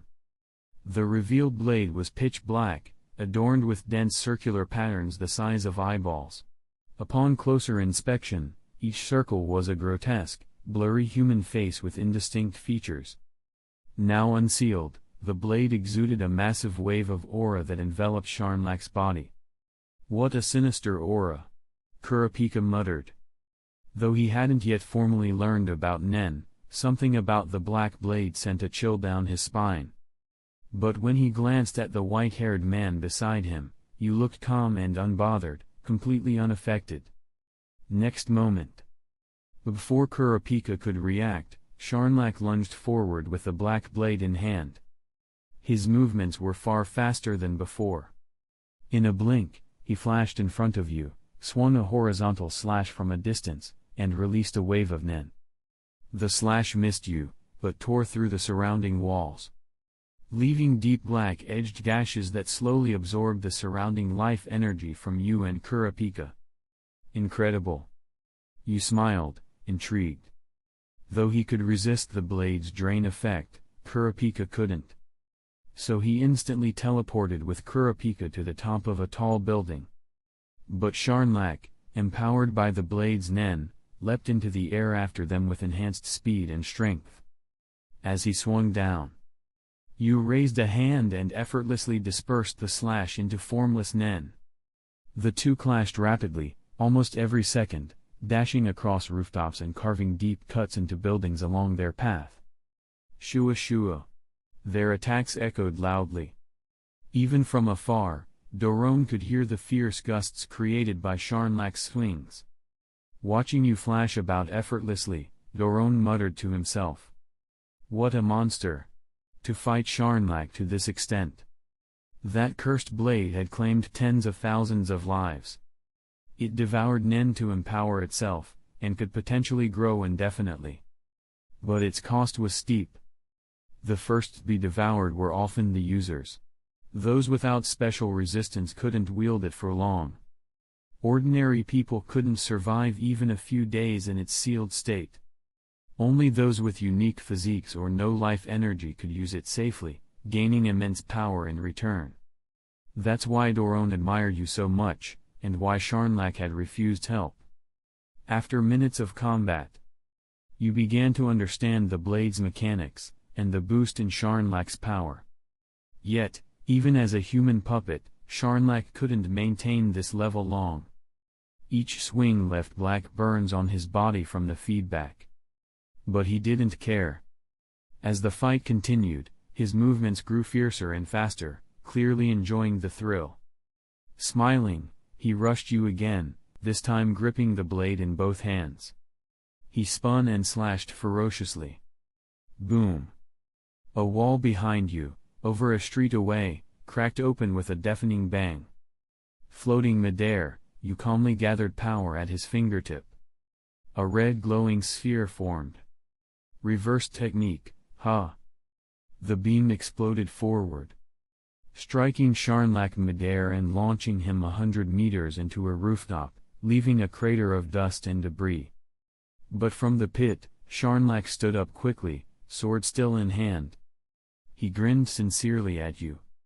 It's been a while. And you've gotten stronger than I expected. After that, Sharnlak was sure, you had mastered the reversal and fully awakened the unlimited technique. But instead of demoralizing him, it fired up his fighting spirit. Ever since leaving the Zenin family, he had made a living assassinating elite sorcerers, humbling the clan he loathed most. It fueled his ambition, to challenge the pinnacle of the sorcery world. At the same time, Yu's own battle lust flared. He flashed in front of Sharnlak, made a pistol gesture, and charged a new ha.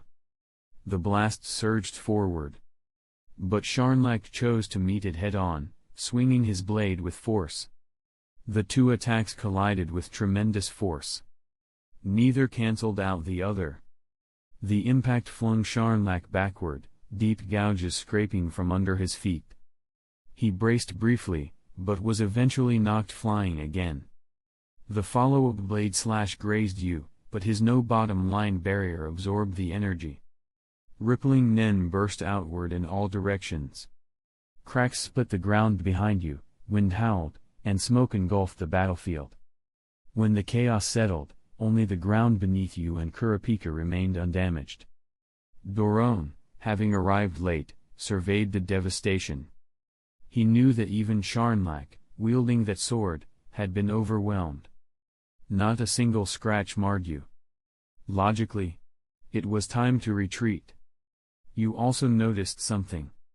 While he shielded Kurapika from harm during battle, the cursed blade had still drawn out Kurapika's nen. He had fallen unconscious without anyone noticing. They had to retreat and treat him quickly. Let's continue this next time. You glanced in Sharnlak's direction, then teleported away. Chapter 74. Sharnlak slowly stood up from the ruins, black blade in hand. He casually brushed off the dust and gravel on his body, staring in the direction you had left, and muttered, "Already gone." Feeling Yu's aura vanish, Sharnlak's expression and tone turned slightly disappointed. His battle high clearly hadn't faded yet. Afterward, he rewrapped the bandage around his arm over the black blade. Only after the ominous aura had fully dissipated did Doron approach. Seeing the black burn marks covering the skin beneath Sharnlak's torn clothes, Doron couldn't hide his surprise. After all, Sharnlak had usually dispatched enemies with just a few swings of that sword. But judging from the condition of his body now, he must have swung it at least 100 times in that last battle, going all out every time. Yet that white-haired opponent handled it with ease. "Next," Sharnlak suddenly said, tossing the cursed blade to Doron nonchalantly.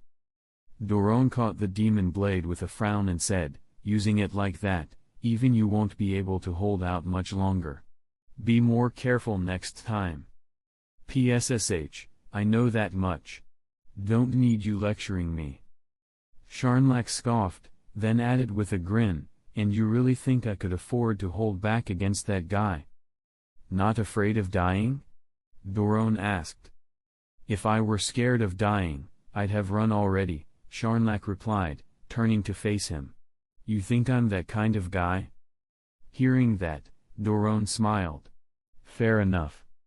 Though they'd only worked together for less than a year, their time as partners had taught him a lot about Sharnlak's character. Aside from being sloppy, impulsive, and always in debt, the guy didn't have many flaws. At least when it came to assassinations, Sharnlak was top tier. As long as the pay was right, his work was precise and efficient. "We need to move," Doron said. "You two made way too much noise. Plenty of powerful nen users are heading this way. To avoid more complications, we're wrapping this mission up here. Even if you don't have a registered identity, some nen users can track you through unique means. Don't get careless." Yeah. Sharnlak waved him off. "Just don't forget to wire my medical and hazard pay before the day's over. I'm taking a vacation." With that, Sharnlak walked off first. Elsewhere. You had brought Kurapika to a nearby hospital, paid the bills, and arranged for treatment. Thankfully, not much of his nen had been drained. With some rest and rehabilitation, his body would soon recover, though he'd remain weak for a while. As you looked at the unconscious Kurapika, he couldn't help but wonder where Sharnlak's cursed sword had come from. During his travels, he'd heard tales of similar strange artifacts. The Dark Sonata, which curses anyone who hears it. The Paradise Scroll, which traps readers in an eternal dream. And now this black blade, absorbing life energy to grow stronger. Clearly, this sword belonged to the same class of legendary objects, likely originating from the Dark Continent. Given humanity's limitations, even empowered by posthumous nen, no one should be able to inscribe such intricate and ominous patterns onto a blade. At the core, this was a technique using nen to etch specialized glyphs. What the Hunter world referred to as nen script. These were techniques humanity had discovered in ruins and relics, many traced back to the Dark Continent. No wonder it's called Nen script, you thought to himself. After confirming Kurapika was stable, he left the hospital and found a location with internet access. Logging into the Hunter website, he searched for keywords related to the Black Sword. Minutes later, he found a relevant entry. It detailed a sword that drained life force. But accessing the full record required a 50 million jenny payment. You didn't hesitate. He wired the money. A white glow flashed across the monitor, enveloping him in Nen. When his senses returned, you stood inside a bar made entirely of thoughts. The bartender from the Hunter site's homepage now appeared lifelike before him. It wasn't his first time here, so he felt no surprise, just a quiet appreciation of Nen's capabilities. After verifying Yu's entry, the bartender smiled. Please listen carefully. This black demon sword that sucks life was recovered from a ruin in Eastern European continent roughly 800 years ago. Its origin and creator remain unknown, and the sword itself was nameless. However, during one study, a researcher used the sword to massacre nearly all his colleagues, before screaming the name Yale and dying. Since then, the blade became known as Devil Yale's blade. It was once stored at the National Museum of the Sahelian Republic, but was stolen 10 years ago and hasn't been seen since. The rest of the report detailed its known features, which match Yu's assumptions. The blade devoured the Nen of both wielder and enemy, growing stronger over time. Moreover, it showed signs of sentience, or even life, capable of exerting mental influence on its holder. Few could wield it freely, and perhaps the only one to do so was Sharnlak. A shame someone like him got his hands on it, you thought. But in the end, it wasn't his problem. After seeing Sharnlak's cursed blade, you became deeply curious about Nen script. After all, both the Hunter website and massive games like Greed Island relied on Nen script in their construction. Fortunately, the Hunter site had relevant guides, which you read. The core principle wasn't complicated, but the glyph's complexity demanded tremendous accuracy, Nen volume, concentration, and energy from the user. However, with cursed power and Nen fully merged, and aided by the 6 eyes, you possessed microscopic control over Nen. For energy? He could regenerate constantly through reverse technique. His only issue, inscription speed. Not too fast. Not too slow. He arrived at a deserted high-rise and began replicating patterns he'd found online. But every attempt failed, due to uneven inscription timing. It seemed the duration of Nen focus on each stroke determined the pattern's stability. To make the Nen script last longer, he'd need to inject more concentrated Nen into each mark. Before he realized it, dawn had broken. This is taking longer than expected. You stared silently at the carved patterns on the wall inside. Still, he wasn't ready to quit. Learning Nen script would be invaluable for his inevitable journey to the Dark Continent. Chapter 75. Dark Continent. It is a land shrouded in mystery, filled with the unknown and rampant with disasters, housing all sorts of unimaginable creatures and phenomena. Even something like Nanika, which can alter reality, is just the tip of the iceberg. To explore that land, mere survival isn't enough. What's needed is a versatile team, possessing specialized knowledge and rare abilities. Like talking to animals, detecting danger, predicting the future, and more. While studying Nen script, Yu was intrigued not only by its unique functions but also because he suspected it might be a language originating from the Dark Continent. If one could master and decode it, perhaps it would unlock knowledge beyond human comprehension.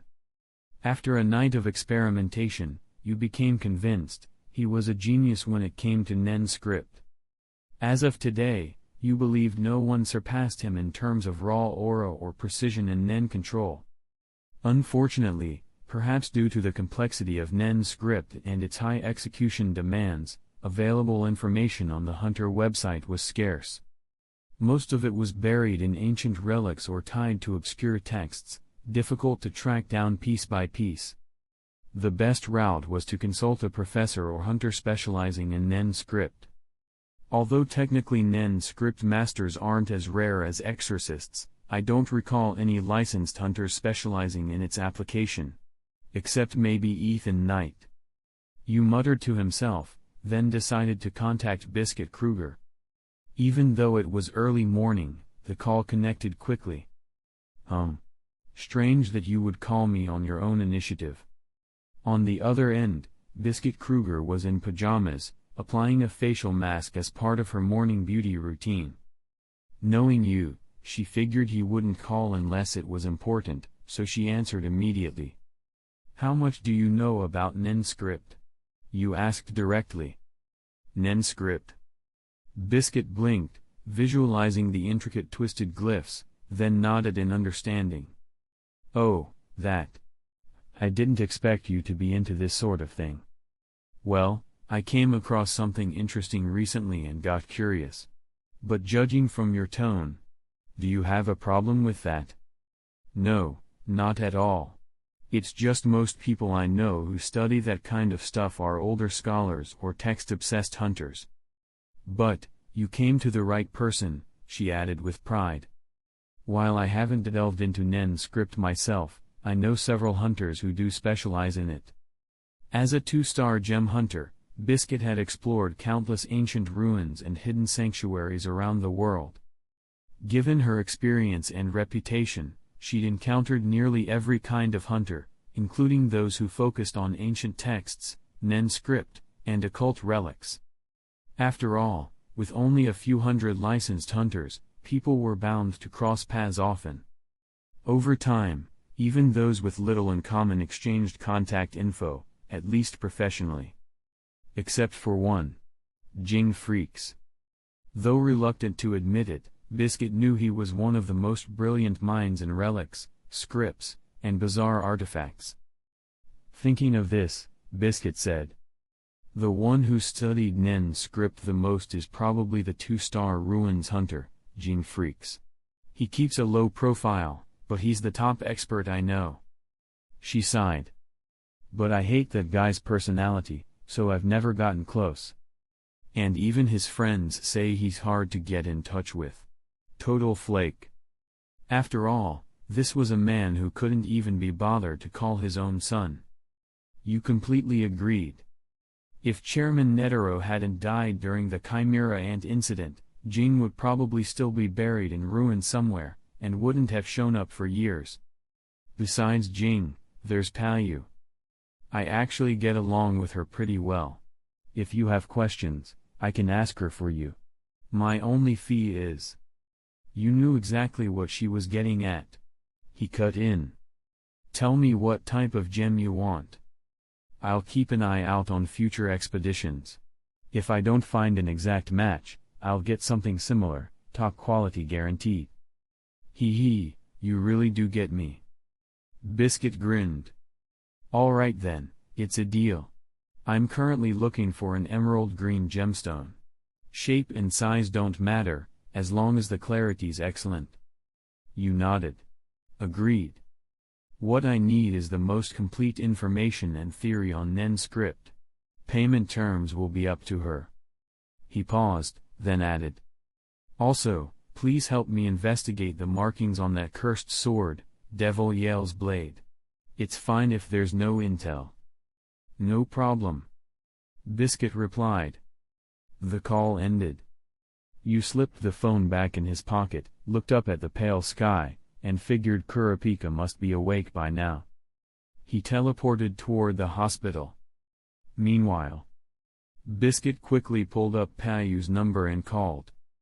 As the dial tone beeped, she realized this might be her first time calling the girl. Come to think of it, last time I saw her, she was just a 12 or 13-year-old. And now she's in the Zodiac 12.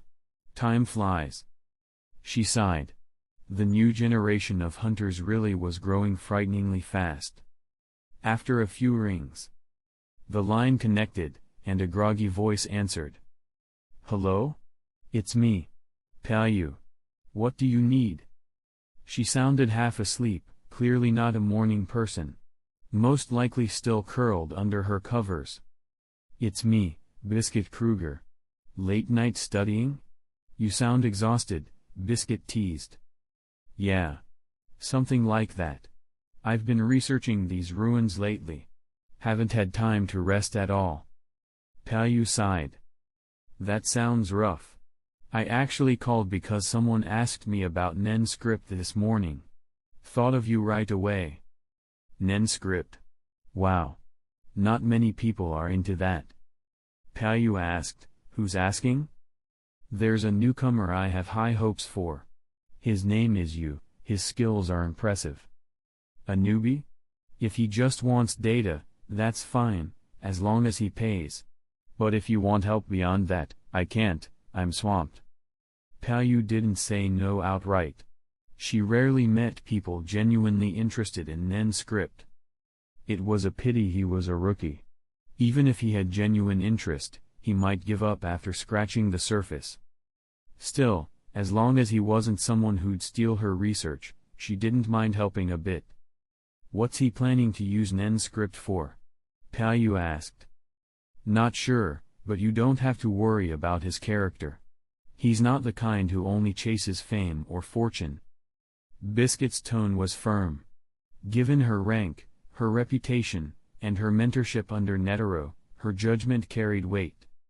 Especially considering she was over 50, her people instincts were sharp.